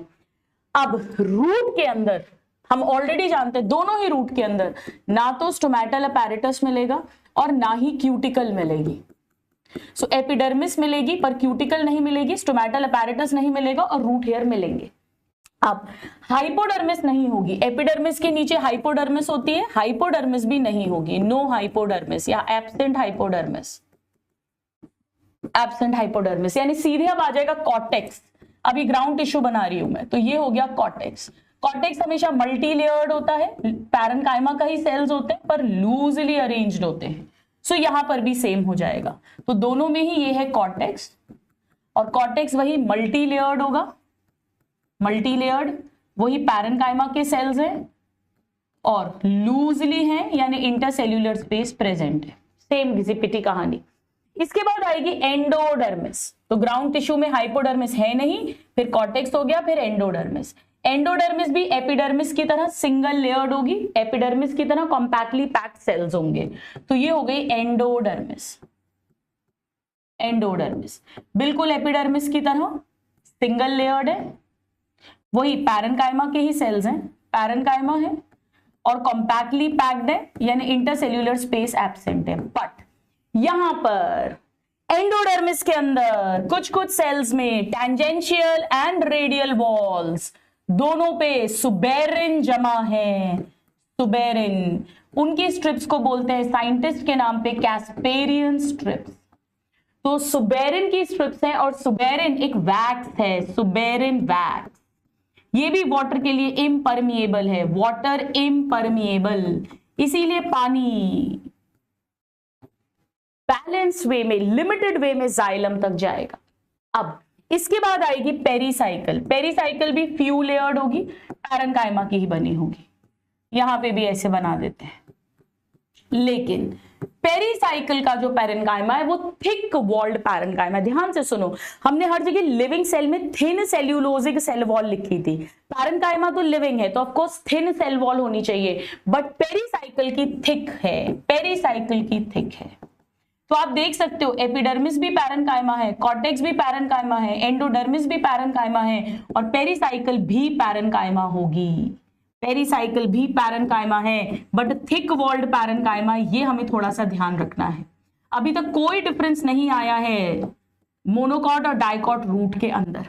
अब पेरिसाइकिल से ही लेटरल रूट्स निकलती हैं, लेटरल रूट्स भी यहीं से निकलेंगी और डाइकॉट के अंदर ये सेकेंडरी ग्रोथ करवाएगी, secondary growth in dicot. Dicot, monocot में नहीं, ये पहला डिफरेंस आ गया, मोनोकॉट में सेकेंडरी ग्रोथ नहीं है। इसके बाद बंडल्स आएंगे। बंडल कैसे होते हैं? जाइलम अलग होगा, जाइलम अलग होगा और फ्लोएम अलग रेडियस पर होगा। जाइलम अलग, फ्लोएम अलग। तो ये सपोज फ्लोएम है और इधर जाइलम है। जाइलम में भी एक्सार्च कंडीशन मिलती है, यानी प्रोटोजाइलम बाहर की तरफ होगा और जैसे जैसे अंदर आएंगे बड़ी वेसल्स होंगी। तो प्रोटोजाइलम बाहर की तरफ है, मेटाजाइलम अंदर की तरफ है और ओवरऑल बात करें तो जाइलम फ्लोएम अलग अलग रेडियस पर है। सेम ऐसा ही यहां भी होगा, यानी दोनों के ही जो वस्कुलर बंडल्स हैं, अगर हमें कॉमन बात करें तो दोनों के ही वस्कुलर बंडल जो हैं वो रेडियल होंगे और दोनों में ही एक्सार्च कंडीशन देखने को मिलेगी। पर कहानी में ट्विस्ट है, यहां पे 2 से 4 वस्कुलर बंडल्स होंगे, 2 to 4 vascular bundles in dicot, जबकि मोनोकॉट में मोर देन 6 वस्कुलर बंडल्स होंगे, जिसे पॉलीआर्च कंडीशन कहते हैं। ऐसा मोनोकॉट की रूट में होगा। तो अभी तक एक डिफरेंस तो सेकेंडरी ग्रोथ का था और ये आया है पहला डिफरेंस, पहला मेन डिफरेंस। यहाँ 2 to 4 वस्कुलर बंडल्स हैं डाइकॉट के अंदर, यहाँ पे मोर देन 6 वस्कुलर बंडल्स हैं। आइए बनाते हैं मोर देन 6 वस्कुलर बंडल। ये पेरिसाइकिल थी, मैं बनाती हूं। सपोज 1 2 3 4 5 6 7 8, तो 8 ही फ्लोएम भी होंगे। एक्सार्च कंडीशन यहां भी देखने को मिलेगी। अभी हम टाइम वेस्ट नहीं करेंगे। एक्सार्च मतलब प्रोटो वाला बाहर की तरफ और मेटा वाला अंदर की तरफ। तो दोनों के वस्कुलर बंडल रेडियल हैं, दोनों के एक्सार्च है, पर इसमें 2 to 4 है, उसमें मोर देन 6 है, पॉलीआर्च है। दूसरा, यहां पर अब पिथ होगी, सेंटर में पिथ होगी। पिथ में भी वही पैरेन्काइमा होता है, हमेशा लूजली अरेंज्ड, और ये बीच बीच में जो जा रहा है पैरेन्काइमा, ये सारा जिसे हम पिथ रेज बोलते हैं, यहां पर इसे कंजंक्टिव टिश्यू बोलते हैं, ये भी दोनों में होगा। तो ये हो गई पिथ, दोनों में होगी, और ये बीच बीच में जो भी भरा है कंजंक्टिव टिश्यू यानी पिथ रेज हो गई। ये दोनों ही पैरेन्काइमा का बना हुआ है, ये भी पैरेन्काइमा के बने हुए हैं, और वही इंटरसेल्यूलर स्पेस प्रेजेंट है, यानी लूजली अरेंज्ड हम कह सकते हैं, इंटरसेल्यूलर स्पेस प्रेजेंट। ये सारी बातें यहां भी अप्लाई करेंगी, यहां पर भी अप्लाई करेंगी, यहां पर भी कॉमन है। यानी अभी तक डिफरेंस के नाम पर एक सेकेंडरी ग्रोथ डाइकॉट में होगी, मोनोकॉट में नहीं, और एक नंबर ऑफ वस्कुलर बंडल वाला पॉइंट आया है। और अब ध्यान से सुनो, इसकी पिथ छोटी है, इसकी पिथ देखो कितना बड़ा एरिया बनाया, इसकी पिथ भी बहुत बड़ी है। तो यहां पर जो पिथ है वो लार्ज है, वेल डेवलप्ड पिथ है, लार्ज एंड वेल डेवलप्ड पिथ है मोनोकॉट्स के अंदर, वेल डेवलप्ड। और इसमें जो पिथ है, पिथ वो स्मॉल है, दिखाई भी नहीं दे रही है ढंग से, स्मॉल एंड इनकॉन्स्पिकुअस। इनकॉन्स्पिकुअस का मतलब भी स्मॉल, कॉन्स्पिकुअस मतलब जो बढ़िया दिखाई दे, इनकॉन्स्पिकुअस जो बहुत छोटी सी है। ये इंपॉर्टेंट, ये पॉइंट्स कॉमन है, ध्यान रखना है ना, ये पॉइंट्स बोथ के लिए है, बोथ और बोथ डाइकॉट एंड मोनोकॉट। यानी ये हो गया तीसरा डिफरेंस। क्या क्या डिफरेंस हो गए? बहुत आसान है, बस 3 डिफरेंस याद रखने। इसमें सेकेंडरी ग्रोथ होगी, सेकेंडरी ग्रोथ नहीं होगी। 2 to 4 वस्कुलर बंडल है, मोर देन 6 वस्कुलर बंडल है, पिथ छोटी है और पिथ बड़ी है। मैं इसे कैसे याद कराती हूं, याद है किसी को? कैसे याद कराती हूं मैं? ऐसे देखो, मोनोकॉट की बात करें अगर, मोनोकॉट, और दूसरी तरफ लिखे डाइकॉट, इसमें 3 अंडे हैं, यानी वस्कुलर बंडल ज्यादा हैं, और ज्यादा वस्कुलर बंडल है, ज्यादा अंडे हैं, तो उनके लिए बड़ा फ्राई पैन चाहिए, क्योंकि ऑमलेट बड़ा बनेगा तो पिथ बड़ी है। इसमें कम अंडे हैं, यानी कम वस्कुलर बंडल है, और कम वस्कुलर बंडल है, कम अंडे हैं, तो छोटा ऑमलेट बनेगा, तो छोटा फ्राई पैन यानी छोटी पिथ होगी। तो ज्यादा अंडे, ज्यादा वस्कुलर बंडल, ज्यादा बड़ी पिथ, कम वस्कुलर बंडल, कम बड़ी पिथ यानी छोटी पिथ। हो गया अच्छे से, एक एक वर्ड, सारी इंपॉर्टेंट चीजें हमने सब कुछ कवर कर ली, एवरीथिंग। ये सब डायग्राम्स अब आपके एकदम टिप्स पर हो गए हैं, मैंने आपको बनाकर ऑलरेडी दिखा दिए। चलिए अब हम आ जाते हैं स्टूडेंट्स, ये सारा कुछ हो गया है हमारा, अब हम स्टेम पर आ जाते हैं। अब स्टेम के अंदर अगर हम बात करें तो दोनों की ही स्टेम में एपिडर्मिस होगी, वही पैरेन्काइमा की बनी होगी, लूजली कॉम्पैक्टली पैक्ड सेल्स होंगे, वही घिसी पिटी बातें, तो अपन ज्यादा डिटेल में नहीं जा रहे हैं। और स्टेम हेयर भी होंगी, पर स्टेम हेयर केवल डाइकॉट में होंगे, ट्राइकॉम मोनोकॉट में नहीं होगा। तो ये डिफरेंस हो गया, इसमें स्टेम हेयर भी होते हैं, और एनसीईआरटी लिखती है फ्यूस्टोमेटा भी होते हैं, फ्यूस्टोमेटा और थिन क्यूटिकल, ऐसे करके ये सब डाइकॉट में लिखा हुआ है, मोनोकॉट में नहीं लिखा। हालांकि क्यूटिकल मोनोकॉट में भी होती है, पर हेयर कभी नहीं होते, ये तो पक्की बात है।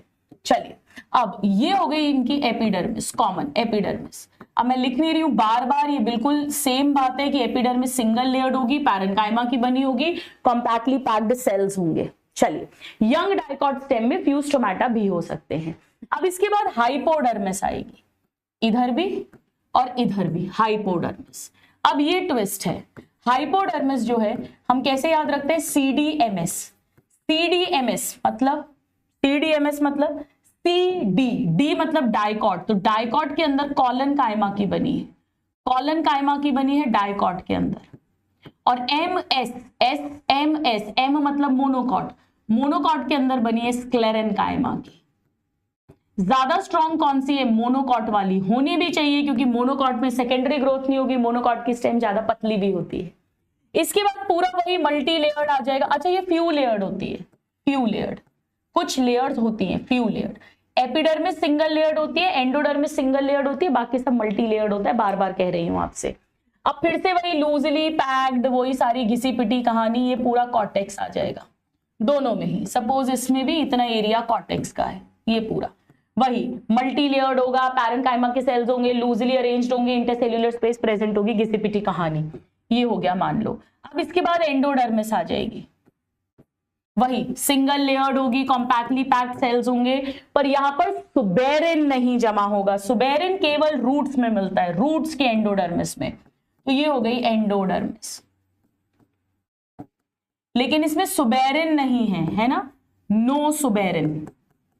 अब यहां स्टेम में इसमें स्टार्च भरा रहता है, तो इसे स्टार्च शीट कहते हैं। तो रूट के अंदर सुबेरिन था, कैस्पेरियन स्ट्रिप्स, यहां पे स्टार्च मिलता है दोनों में। यानी डिफरेंस के नाम पर अभी तक स्टेम हेयर आ गया है और फ्यूस्टोमेटा वाला पॉइंट आ गया। थिन क्यूटिकल होती वैसे दोनों पर है, एनसीईआरटी ने जरूर इस पे लिखा हुआ है। बाकी ये वाला पॉइंट आ गया कि इसमें कॉलन कायमा की बनी है, इसमें स्क्लेरेन कायमा की बनी है। कॉर्टेक्स बिल्कुल सेम है, एंडोडर्मिस बिल्कुल सेम है। अब हम आ गए पेरीसाइकिल पर। अब पेरीसाइकिल को बनाने के पहले आइए मैं बनाती हूं बंडल्स। अब ध्यान से समझो, ये सब एक्चुअली यहां है ही नहीं। अब आप कहोगे मैम ये क्या कह रहे हो, आप तो अभी बोल रहे थे है, नहीं है, मैं हटाती हूं। क्यों हटाती हूं अब आपको समझ में आएगा। हाइपोडर्मिस तो है, ये सब नहीं है। क्यों नहीं है अब समझाती हूं, जान करके बना के हटा रही हूं ताकि आपको हमेशा जिंदगी में याद रहे। बनाती हूं मैं,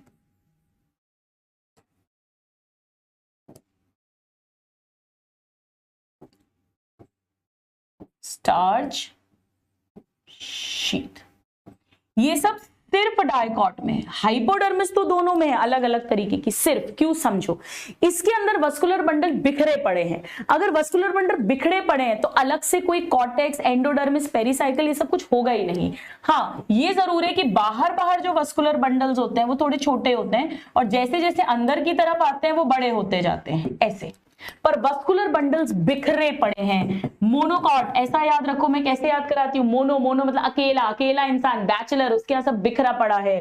तो वस्कुलर बंडल स्कैटर्ड है, और क्योंकि वस्कुलर बंडल स्कैटर्ड है इसीलिए इनमें no cortex, no endodermis, no pericycle, no pith, no pith rays, ऐसा कुछ अलग से होगा ही नहीं, ये सब कुछ भी अलग से नहीं होगा, बस एपिडर्मिस है, हाइपोडर्मिस है और बंडल्स है, और ये जो कुछ भी है उसे ग्राउंड टिश्यू कह देते हैं, बस नॉर्मल ग्राउंड टिश्यू कह देते हैं।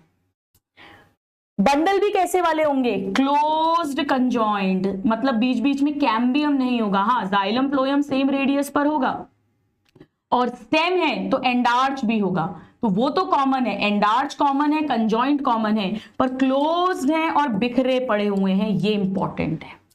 जबकि यहां पर क्या होगा, यहां पे वस्कुलर बंडल प्रॉपर ऐसे रिंग में अरेंज्ड है, रिंग में अरेंज्ड है, रिंग में, ऐसे रिंग में अरेंज्ड है, और बीच में कैम्बियम है, वही इंट्राफेसिकुलर वाली कैम्बियम भी है, इस तरह से कैम्बियम भी है, अंदर की तरफ जाइलम है, बाहर की तरफ फ्लोएम है।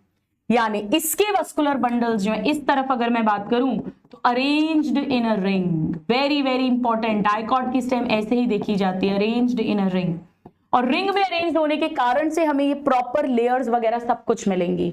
तो यहाँ पे सेंटर में ये वाली पिथ हो जाएगी, बंडल के बीच बीच में जो है ये पिथ रेज या मेड्यूलरी रेज हो जाएंगी, सब पैरेन्काइमा का बना है, लूजली अरेंज्ड पैरेन्काइमा है, वही सब घिसी पिटी कहानी जो आपको रूट में बताई थी मैंने।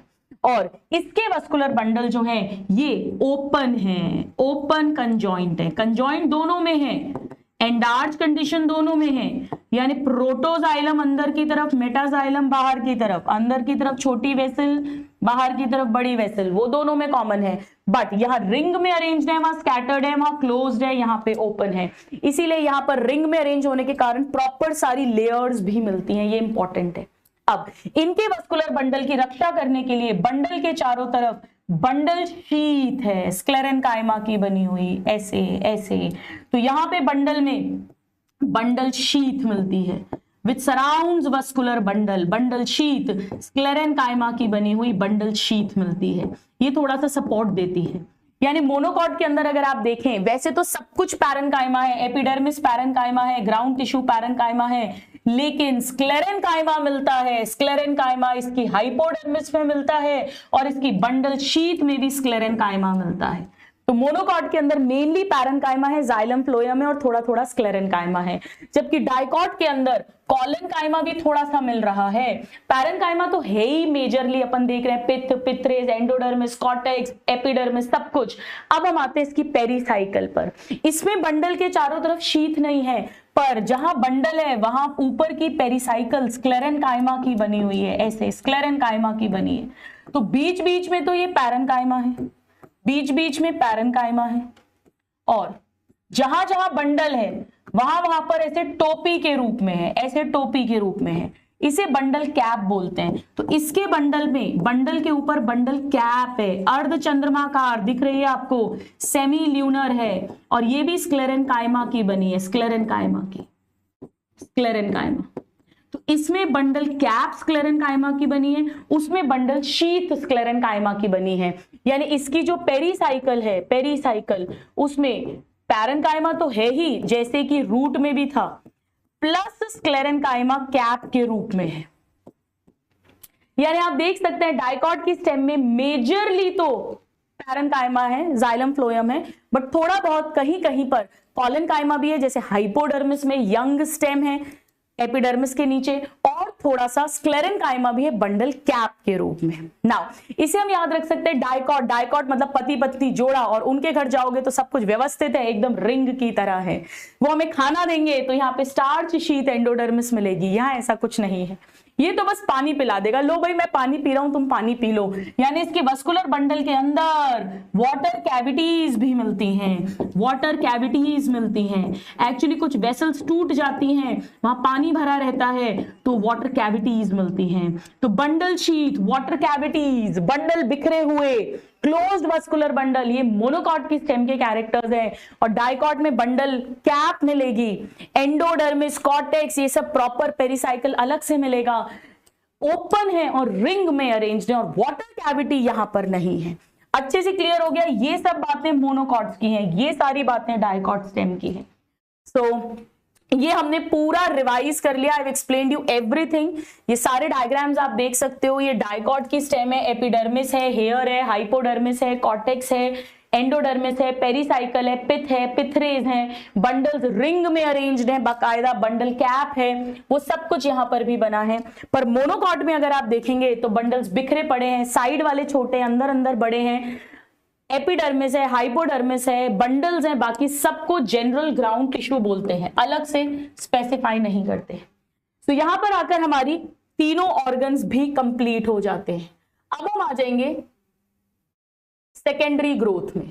सेकेंडरी ग्रोथ मतलब जब पेड़ की चौड़ाई बढ़ेगी, ठीक है, पेड़ की चौड़ाई, यानी यहां पर इंक्रीज होगा गर्थ में, और यहां पे दो लेटरल मेरिस्टेम काम आएंगी, वस्कुलर कैम्बियम और कॉक कैम्बियम। आइए इसको हम समझते हैं। तो सबसे पहले हम स्टेम में बात कर लेते हैं। सेकेंडरी ग्रोथ इन स्टेम, सेकेंडरी ग्रोथ इन स्टेम फटाफट से देख लेते हैं। आपको मालूम है एंडोडर्मिस के अंदर जो कुछ भी है उसे स्टील बोलते हैं।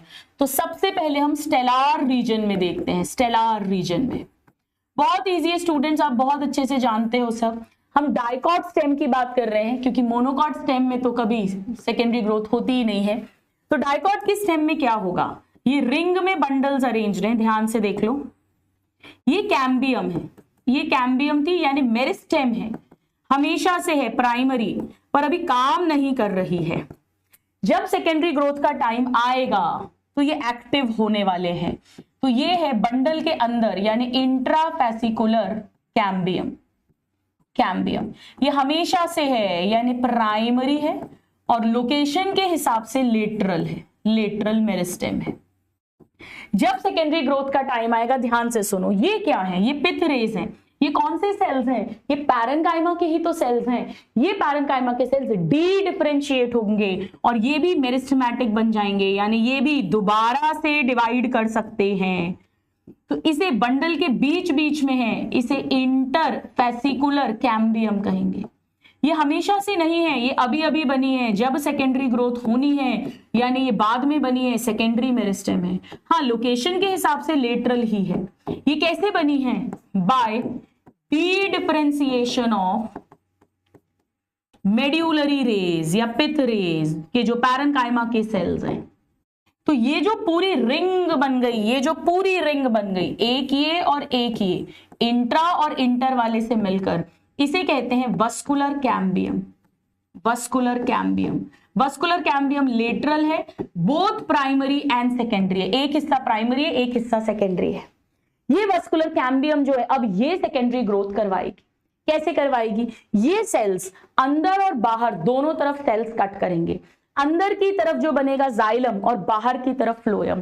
तो जो पहले से जाइलम फ्लोएम है, ये पहले से है जाइलम फ्लोएम, इसे हम प्राइमरी जाइलम और प्राइमरी फ्लोएम कहेंगे। अब नया नया जाइलम इधर बनेगा अंदर की तरफ और नया नया फ्लोएम बाहर की तरफ बनेगा, यानी प्राइमरी जाइलम अंदर की तरफ जाता जाएगा, उसके बाहर सेकेंडरी जाइलम, फिर वस्कुलर कैम्बियम, उसके बाहर नया नया वाला सेकेंडरी फ्लोएम और बाहर की तरफ प्राइमरी फ्लोएम। यानी थोड़े टाइम बाद देखोगे आप तो ये जैसे वस्कुलर कैम्बियम है, ये सेकेंडरी फ्लोएम है जो नया नया बन रहा है, ये प्राइमरी फ्लोएम है जो बाहर की तरफ पुश हो गया है। इसके बाद फिर पेरिसाइकल वगैरह होगा, एंडोडर्मिस वगैरह सब होगा, और अंदर की तरफ सेकेंडरी जाइलम बनता जा रहा है और प्राइमरी जाइलम जो है वो और पिथ की तरफ पुश होता जा रहा है, पिथ होगी। आ रहा है समझ में? तो अंदर की तरफ ये सेकेंडरी जाइलम बनाता है और बाहर की तरफ ये सेकेंडरी फ्लोएम बनाता है।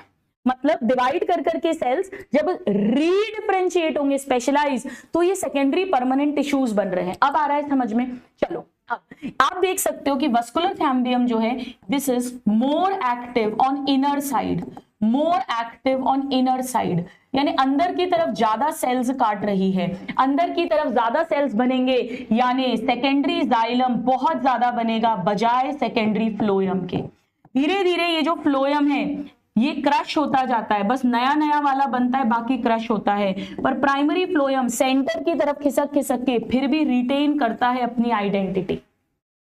अब होगा क्या, इस तरह से ये पेड़ चौड़ा होता जाएगा, प्लस यहां के सेल्स रीडिफरेंशिएट जब होंगे तो पहले ये प्राइमरी मेड्यूलरी रेस थी, अब ये सेकेंडरी मेड्यूलरी रेस बनेंगी। यानी वस्कुलर कैम्बियम से क्या क्या बन रहा है, एक सेकेंडरी फ्लोएम बन रहा है आउटर की तरफ, फिर सेकेंडरी जाइलम, इसे ही लकड़ी कहते हैं, वुड, ये अंदर की तरफ बन रहा है, this is equal to wood. और एक सेकेंडरी मेड्यूलरी रेज जो रेडियली बन रही है, रेडियल कंडक्शन के लिए सेकेंडरी मेड्यूलरी रेज रेडियली बनेंगी, रेडियली।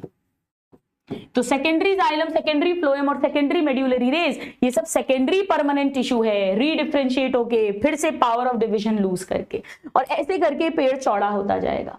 यानी काफी देर के बाद जब हम इसे देखेंगे तो हमें कुछ ऐसा दिखेगा, जैसे ये मान लो अगर वस्कुलर कैम्बियम है, suppose this is vascular cambium, तो बहुत सारा सेकेंडरी जाइलम बन चुका है, ये पूरा बहुत सारा सेकेंडरी जाइलम बन चुका है अंदर की तरफ, पूरा ये सेकेंडरी जाइलम है, लकड़ी बन गई है, मतलब पूरी बहुत सारी, ये सेकेंडरी फ्लोएम है, हालांकि धीरे धीरे क्रश हो जाएगा। फिर ये प्राइमरी फ्लोएम तो बस ऐसा रह गया है, थोड़ा थोड़ा सा रह गया है, प्राइमरी जाइलम है ये सेंटर की तरफ पुश हो गया है, ये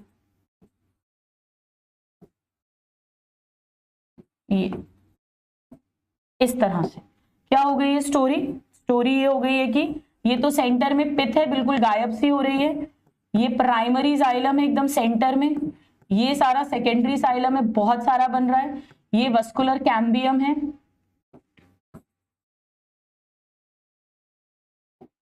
ठीक है, ये वस्कुलर कैम्बियम है, 1 सेकेंड इतना हटा देती हूं मैं, और ये वाला जो है ये सेकेंडरी फ्लोएम है वस्कुलर कैम्बियम के बाहर की तरफ, ये प्राइमरी फ्लोएम है। अब होता क्या है, लगातार इतना सारा सेकेंडरी जाइलम बन रहा है तो ये ऊपर प्रेशर डालेगा, तो पेरीसाइकल, एंडोडर्मिस, कॉर्टेक्स, एपिडर्मिस वो सब भी डैमेज होने लग जाएंगे। पर अगर वो सब डैमेज हो गए तो फिर रक्षा कौन करेगा, फिर तो पानी का लॉस होने लग जाएगा, पेड़ डिहाइड्रेशन से मर सकता है। तो अब हमें एक्स्ट्रा स्टेलर बाहर वाले एरिया में भी सेकेंडरी ग्रोथ करवानी है। सो अब secondary growth in extrastellar region यानी एंडोडर्मिस के बाहर वाले रीजन में भी हमें करवानी है। और इसमें क्या होगा, ध्यान से समझो, बहुत इजी है। इसमें क्या होगा, जैसे ये कॉर्टेक्स के सेल्स थे, आउटर कॉर्टेक्स वाले सेल्स थे, वो सब डैमेज हो रहे हैं, वो सब पैरेन्काइमा है, वो फिर से डी डिफरेंशिएट करेगा, फिर से मेरिस्टेमेटिक बनेगा और वो बना लेगा कॉर्क कैम्बियम किससे बनी है, आउटर कॉर्टेक्स के जो पैरेन्काइमा के सेल्स हैं उनके डी डिफरेंशिएशन से, फिर से वो मेरिस्टेमेटिक हो गए। तो dedifferentiation of outer cortical cells. तो ये दोनों, ये पूरी तरह सेकेंडरी है, बाद में ही बनेगी, और लेटरल है क्योंकि साइड्स में बनेगी, ठीक है। सो ये सेकेंडरी मेरिस्टेम है, जिंदगी में बाद में बन रही है जब सेकेंडरी ग्रोथ हो रही है, और साइड्स में बन रही है मतलब लेटरल मेरिस्टेम है। कैसी होती है ये, जैसे सपोज ये बनी, रेक्टेंगुलर सेल्स हैं, फ्यू लेयर्ड है, इस तरह से ये बनी कॉर्क कैम्बियम का ही एक और नाम होता है, इसे फेलोजन भी बोलते हैं। जेन क्योंकि ये जेनेसिस करेगी, मेरिस्टेमेटिक है, सेल्स बनाएंगे, तो इसे फेलोजन भी बोलते हैं। ये भी अंदर बाहर सेल्स कट करेगी, तो अंदर की तरफ ये बिल्कुल कॉर्टेक्स जैसे सेल्स बनाएगी, जैसे कॉर्टेक्स के थे, यानी लूजली अरेंज्ड वाले। पर ये बाद में बन रहा है तो इसे सेकेंडरी कॉर्टेक्स कहेंगे, सेकेंडरी कॉर्टेक्स। इसे फेलोडर्म भी बोलते हैं, cortex phelloderm, secondary cortex, secondary phelloderm, ऐसे याद रखते हैं।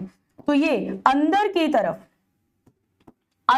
तरफ ये बनाती है मतलब सेल्स अंदर डिवाइड होते जाएंगे और स्पेशलाइज होके सेकेंडरी कॉर्टेक्स बनाते जाएंगे। लेकिन बाहर की तरफ जो ये सेल्स बनाएगी, इस तरह से बाहर की तरफ जो ये सेल्स बनाएगी, उसमें सुबेरिन जमा होगा, और सुबेरिन वाटर के लिए इम्परमिएबल है, ताकि यहां से वाटर का लॉस ना हो, क्योंकि एपिडर्मिस टूट रही है, क्यूटिकल गायब हो गई है, हम नहीं चाहते वाटर का लॉस हो, स्टेम के हेयर डैमेज हो गए, हम डिहाइड्रेशन बचाना चाहते हैं। इसे कॉर्क बोलते हैं, कॉर्क। इसे ही फेलम भी बोलते हैं, फेलम। और इसके अंदर सुबेरिन जमा है। तो कॉर्क कैम्बियम, देखो ध्यान से सुनो, बाहर की तरफ कॉर्क बनाती है और अंदर की तरफ सेकेंडरी कॉर्टेक्स बनाती है। वस्कुलर कैम्बियम बाहर की तरफ सेकेंडरी फ्लोएम बनाती है और अंदर की तरफ सेकेंडरी जाइलम बनाती है। पर इसकी जो एक्टिविटी है वो मोर ऑन आउटर साइड है, यानी कॉर्क ज्यादा बनेगा। अब प्रॉब्लम क्या आती है, कॉर्क के अंदर सुबेरिन है, तो बेटा सुबेरिन के कारण क्या होता है, पानी का लॉस तो रुक जाता है पर हवा भी नहीं आ जा पाती, और अगर हवा नहीं आ जा पाएगी तो फिर ये पेड़ तो मर जाएगा क्योंकि इसको ऑक्सीजन नहीं मिलेगी। तो देखो इसने कितनी इंटेलिजेंस का काम किया है, इसने बीच बीच में नॉर्मल पैरेन्काइमा के सेल्स बनाए हैं जिनमें सुबेरिन नहीं है, इन्हें कॉम्प्लीमेंट्री सेल्स बोलते हैं। बीच बीच में कॉम्प्लीमेंट्री सेल्स कट करे हैं जिनमें सुबेरिन नहीं है। तो ये जो एरिया बना, ये छेद जैसा, यहां से हवा आ जाएगी तो यहां से तो पानी नहीं निकलेगा, रक्षा हो जाएगी, ये सारा तो रक्षा कर देगा जो कॉर्क है। और वो जो बीच में जहां कॉर्क नहीं है, जहां सुबेरिन नहीं है, नॉर्मल लूजली अरेंज सेल्स हैं ताकि आराम से हवा आ जा सके, इस छेद को, लेंस शेप के छेद को ही तो हमने कहा था लेंटिसल, ब्रीदिंग पोर, जिसके थ्रू गैस का एक्सचेंज होगा। याद आ रहा है आप लोगों को? ये जो पूरा एरिया बना, कॉर्क कैम्बियम, नीचे की तरफ सेकेंडरी कॉर्टेक्स और ऊपर की तरफ कॉर्क, इस पूरे को मिलाकर कहते हैं फेलोडर्म। क्या बोलते हैं? Sorry periderm, I am sorry, my mistake, periderm. तो पेरीडर्म में क्या क्या आता है? पेरीडर्म में कॉर्क कैम्बियम यानी फेलोजन आता है, सेकेंडरी कॉर्टेक्स यानी phelloderm, phellogen, phelloderm and cork यानी फेलम आता है। ये पूरी बेसिक्स बात हो गई सारी की सारी। यानी लास्ट में जब आप देखोगे तो आपको क्या क्या लेयर्स दिखेंगी, अगर फाइनली आपको देखना है तो सबसे अंदर की तरफ पिथ है, पिथ के बाद प्राइमरी जाइलम मिलेगा, फिर ढेर सारा सेकेंडरी जाइलम मिलेगा, इसके बाद ये वस्कुलर कैम्बियम होगी, इसके बाद नया नया सेकेंडरी फ्लोएम होगा, फिर प्राइमरी फ्लोएम। हालांकि ये सब क्रश हो जाएगा, काफी टाइम बाद देखोगे थोड़ा और पेड़ पुराना हो गया तो ये सब क्रश हो चुका होगा। पेरिसाइकिल क्रश हो गई है, एंडोडर्मिस क्रश हो गई है, पुराना कॉर्टेक्स क्रश हो गया है, यानी अब आपको यहां पे दिखेगा सेकेंडरी कॉर्टेक्स। सेकेंडरी कॉर्टेक्स के बाद आपको मिलेगी कॉर्क कैम्बियम जो ये सब कुछ बना रही है, सेकेंडरी कॉर्टेक्स को बना रही है। इसके बाहर की तरफ आपको मिलेगा कॉर्क, और कॉर्क के बीच बीच में यहां पे सपोज ऐसे लेंटिसल्स भी दिखेंगे आपको, लेंटिसल। ठीक है, ये सीक्वेंस रहेगा। वस्कुलर कैम्बियम ने इसे और इसे बनाया है और कॉर्क कैम्बियम ने इसे और इसे बनाया है। तो ये दोनों रिस्पॉन्सिबल है सेकेंडरी ग्रोथ के लिए, सेकेंडरी मेरिस्टेम्स। ठीक है, अब ध्यान से समझिएगा स्टूडेंट्स, बार्क क्या होता है? एक शब्द है बार्क। बार्क एनसीईआरटी में लिखा एक नॉन टेक्निकल टर्म है जिसमें all tissues outside vascular cambium, outside vascular cambium. तो वस्कुलर कैम्बियम के बाहर का सारा टिश्यू, देखो प्राइमरी फ्लोएम तो क्रश हो चुका है, क्रश्ड, यानी सेकेंडरी फ्लोएम आ जाएगा इसमें, सेकेंडरी फ्लोएम प्लस ये यानी पूरा मिलाकर मैं पेरीडर्म कह सकती हूं, पेरीडर्म, वो तीनों, ये सब कुछ आ जाएगा। तो कोई पूछे कि बार्क डेड है या लिविंग है तो क्या कहोगे? देखो बार्क के अंदर फ्लोएम भी आ रहा है और फ्लोएम लिविंग मानते हैं, इसीलिए बार्क पूरी तरह डेड नहीं कहला सकता क्योंकि उसमें फ्लोएम भी आ रहा है जो लिविंग है। इसीलिए अगर हम बार्क निकाल देंगे तो पेड़ मर जाएगा, क्योंकि फ्लोएम भी निकल जाएगा तो पेड़ को खाना नहीं मिलेगा तो पेड़ मर जाता है। इतना समझ में आ गया? दो तरह की बार्क होती है, जो जल्दी बनती है उसे अर्ली बार्क कहते हैं, ये थोड़ी सॉफ्ट है, और जैसे जैसे पेड़ और चौड़ा होगा, बूढ़ा होगा, एज होगी, जो बाद में छाल बनेगी, बार्क बनेगी, उसे लेट बार्क बोलते हैं, जो हार्ड बार्क होती है। चलिए अब आइए फटाफट से पढ़ लेते हैं स्प्रिंग वुड और ऑटम वुड क्या होता है और हार्ट वुड और सैप वुड क्या होता है। देखिए सपोज करो अभी फरवरी मार्च का महीना है, बाहर का महीना है, स्प्रिंग का समय है। स्प्रिंग के समय में वस्कुलर कैम्बियम बहुत एक्टिव है, वो बहुत सारा सेकेंडरी जाइलम, सेकेंडरी फ्लोएम बना रही है। तो सेकेंडरी जाइलम को वुड कहते हैं, लकड़ी कहते हैं। तो बहुत बढ़िया लकड़ी बन रही है। हम चाहते हैं कि उसका जो ल्यूमन हो वो वाइड हो, क्योंकि अभी बहुत वाटर मिनरल की जरूरत है, तो लिग्निन कम जमा होगा वेसल्स में। लिग्निन कम जमा होगा तो इस वेसल का कलर भी हल्का होगा और इसका वजन भी हल्का होगा, इसे स्प्रिंग वुड कहेंगे। फिर जैसे ही पतझड़ का सीजन आएगा, वस्कुलर कैम्बियम की एक्टिविटी थोड़ी कम हो जाएगी, क्योंकि अभी वाटर मिनरल की रिक्वायरमेंट कम हो गई है। अब जो वो लकड़ी बनाएगी, सेकेंडरी जाइलम बनाएगी, उसकी वेसल्स में ल्यूमन नैरो होगा, लिग्निन ज्यादा जमा होगा। लिग्निन ज्यादा जमा होगा उस कारण से वो डार्क कलर की दिखेंगी और डेंसिटी, वजन भी ज्यादा हो जाएगा। इसे ऑटम वुड कहेंगे। तो पहले स्प्रिंग वुड बनी, अर्ली वुड, फिर ऑटम वुड बनी, लेट वुड। एक साल में 2 रिंग बनेंगी सेकेंडरी जाइलम की लकड़ी की, एक स्प्रिंग और एक ऑटम। इन दोनों को मिलाकर 1 एनुअल रिंग कहेंगे, क्योंकि एक साल में ये 2 रिंग बनी है। अगर एक पेड़ 10 साल पुराना है तो 10 एनुअल रिंग्स मिलेंगी, 20 साल है तो 20 एनुअल रिंग्स मिलेंगी। जब से उसकी चौड़ाई बढ़ना शुरू हुई तब से एनुअल रिंग्स बनेंगी। यानी ये एनुअल रिंग्स पेड़ की एज कैलकुलेट करने में मदद करती हैं। आइए देखते हैं, very very very important, spring would autumn would पे बहुत ज्यादा क्वेश्चन आता है, बहुत ज्यादा क्वेश्चन। ये देखो, सो कैम्बियम यानी वस्कुलर कैम्बियम की एक्टिविटी फिजियोलॉजिकल और एनवायरमेंटल कंडीशन पर डिपेंडेंट है। टेम्परेट एरिया में एनवायरमेंट सेम नहीं रहता पूरे साल, इसमें बाहर अलग आती है और ऑटम सीजन अलग आता है। स्प्रिंग में स्प्रिंग वुड या अर्ली वुड बनेगी, इसकी वेसल्स में ल्यूमन चौड़ा होगा, यानी बहुत सारी वेसल्स बनेंगी। ल्यूमन चौड़ा है यानी लिग्निन कम जमा है, हल्के कलर की होंगी, हल्का वजन होगा, कैम्बियम बहुत एक्टिव है। लेकिन जब विंटर यानी ऑटम आएगा तो कैम्बियम लेस एक्टिव हो जाएगा, तो कम जाइलरी एलिमेंट्स बनेंगे और ल्यूमन नैरो होगा, यानी लिग्निन बहुत ज्यादा जमा होगा।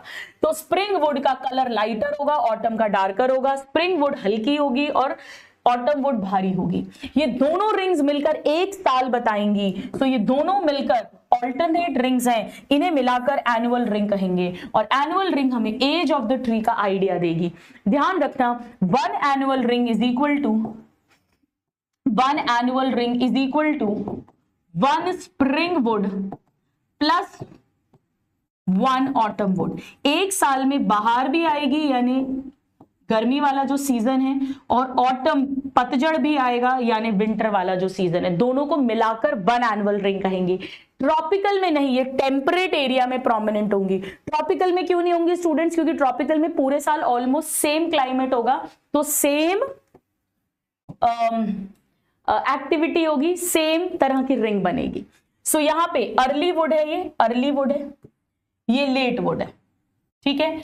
इसमें नैरो ल्यूमन है, नैरो ल्यूमन है यानी लिग्निन ज्यादा है, तो डार्क है और हायर डेंसिटी है, हायर घनत्व यानी वजन भी इसका ज्यादा है। जबकि यहां पर ब्रॉड ल्यूमन है, वाइडर ल्यूमन है, थिन वॉल है, लिग्निन कम है, हल्का कलर है और डेंसिटी भी हल्की है, ठीक है। ये पॉइंट आपके लिए इतना इंपॉर्टेंट नहीं है। चलो, अब हार्ट वुड और सैप वुड क्या होता है सुनो। मैं ये नहीं कह रही हूं कि वुड बन कब रही है, वो कोई भी वुड है, चाहे सेकेंडरी जाइलम। होता क्या है, जैसे जैसे अब होगा क्या, प्राइमरी जाइलम तो अंदर की तरफ जा रहा है, नया नया secondary xylem, secondary phloem vascular cambium के पास मिलेगा जो नया नया बन रहा है। बाकी पुराना पुराना सेंटर की तरफ सेकेंडरी जाइलम जाता जाएगा, जाता जाएगा।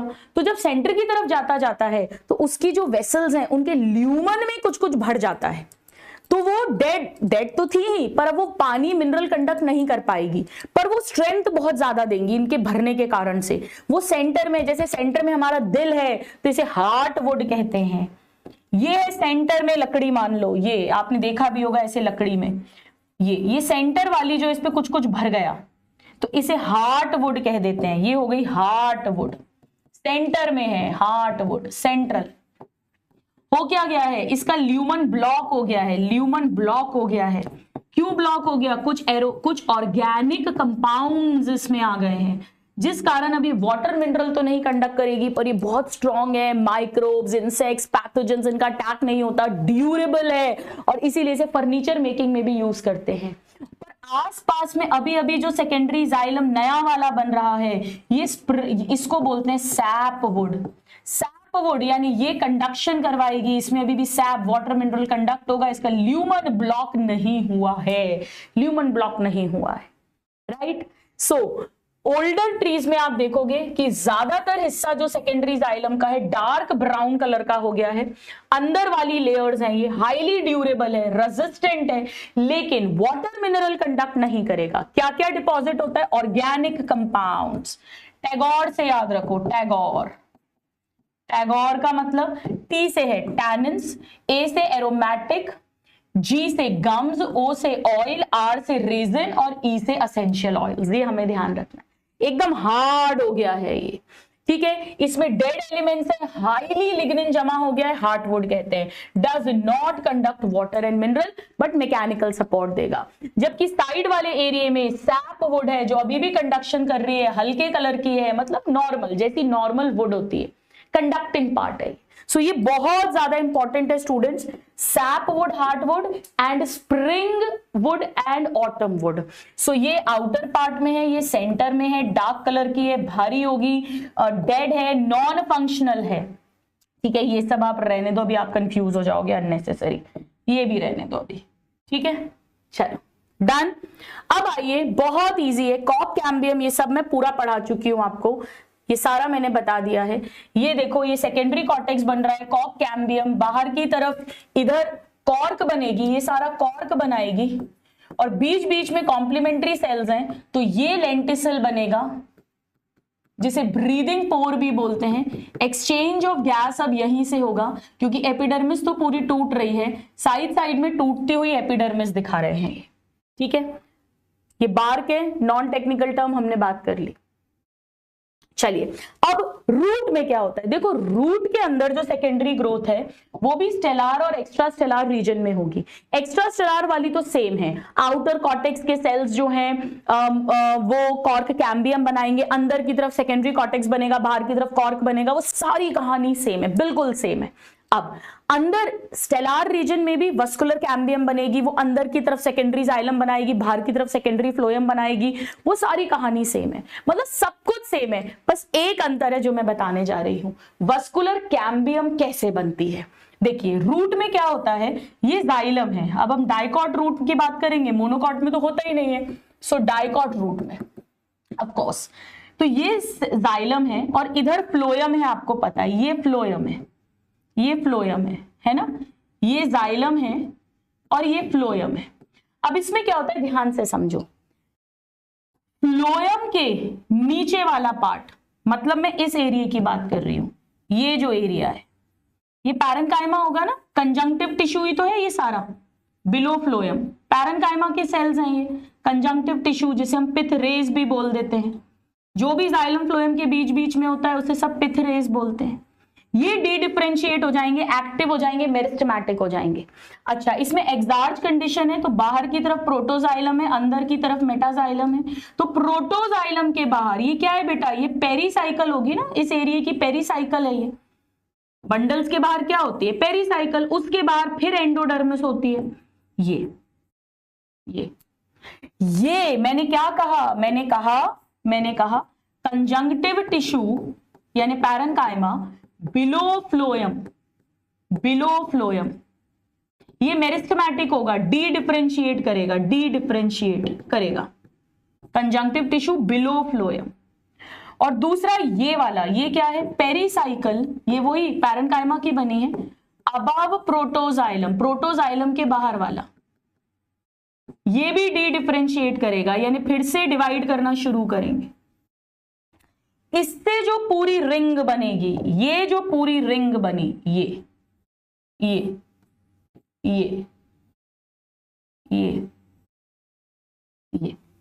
ये बनी है वस्कुलर कैम्बियम। तो वस्कुलर कैम्बियम ऐसे बनी है, ऐसे बनी वस्कुलर कैम्बियम। डाइकॉट की स्टेम में वस्कुलर कैम्बियम बंडल के अंदर वाली कैम्बियम और बंडल के बीच वाली कैम्बियम उससे बनी थी। यहां बंडल के अंदर कोई कैम्बियम नहीं है, बंडल तो अलग अलग है, रेडियल है, इस तरह से बनती है, जो शुरू में तो ऐसी वेवी है, इनिशियली वेवी।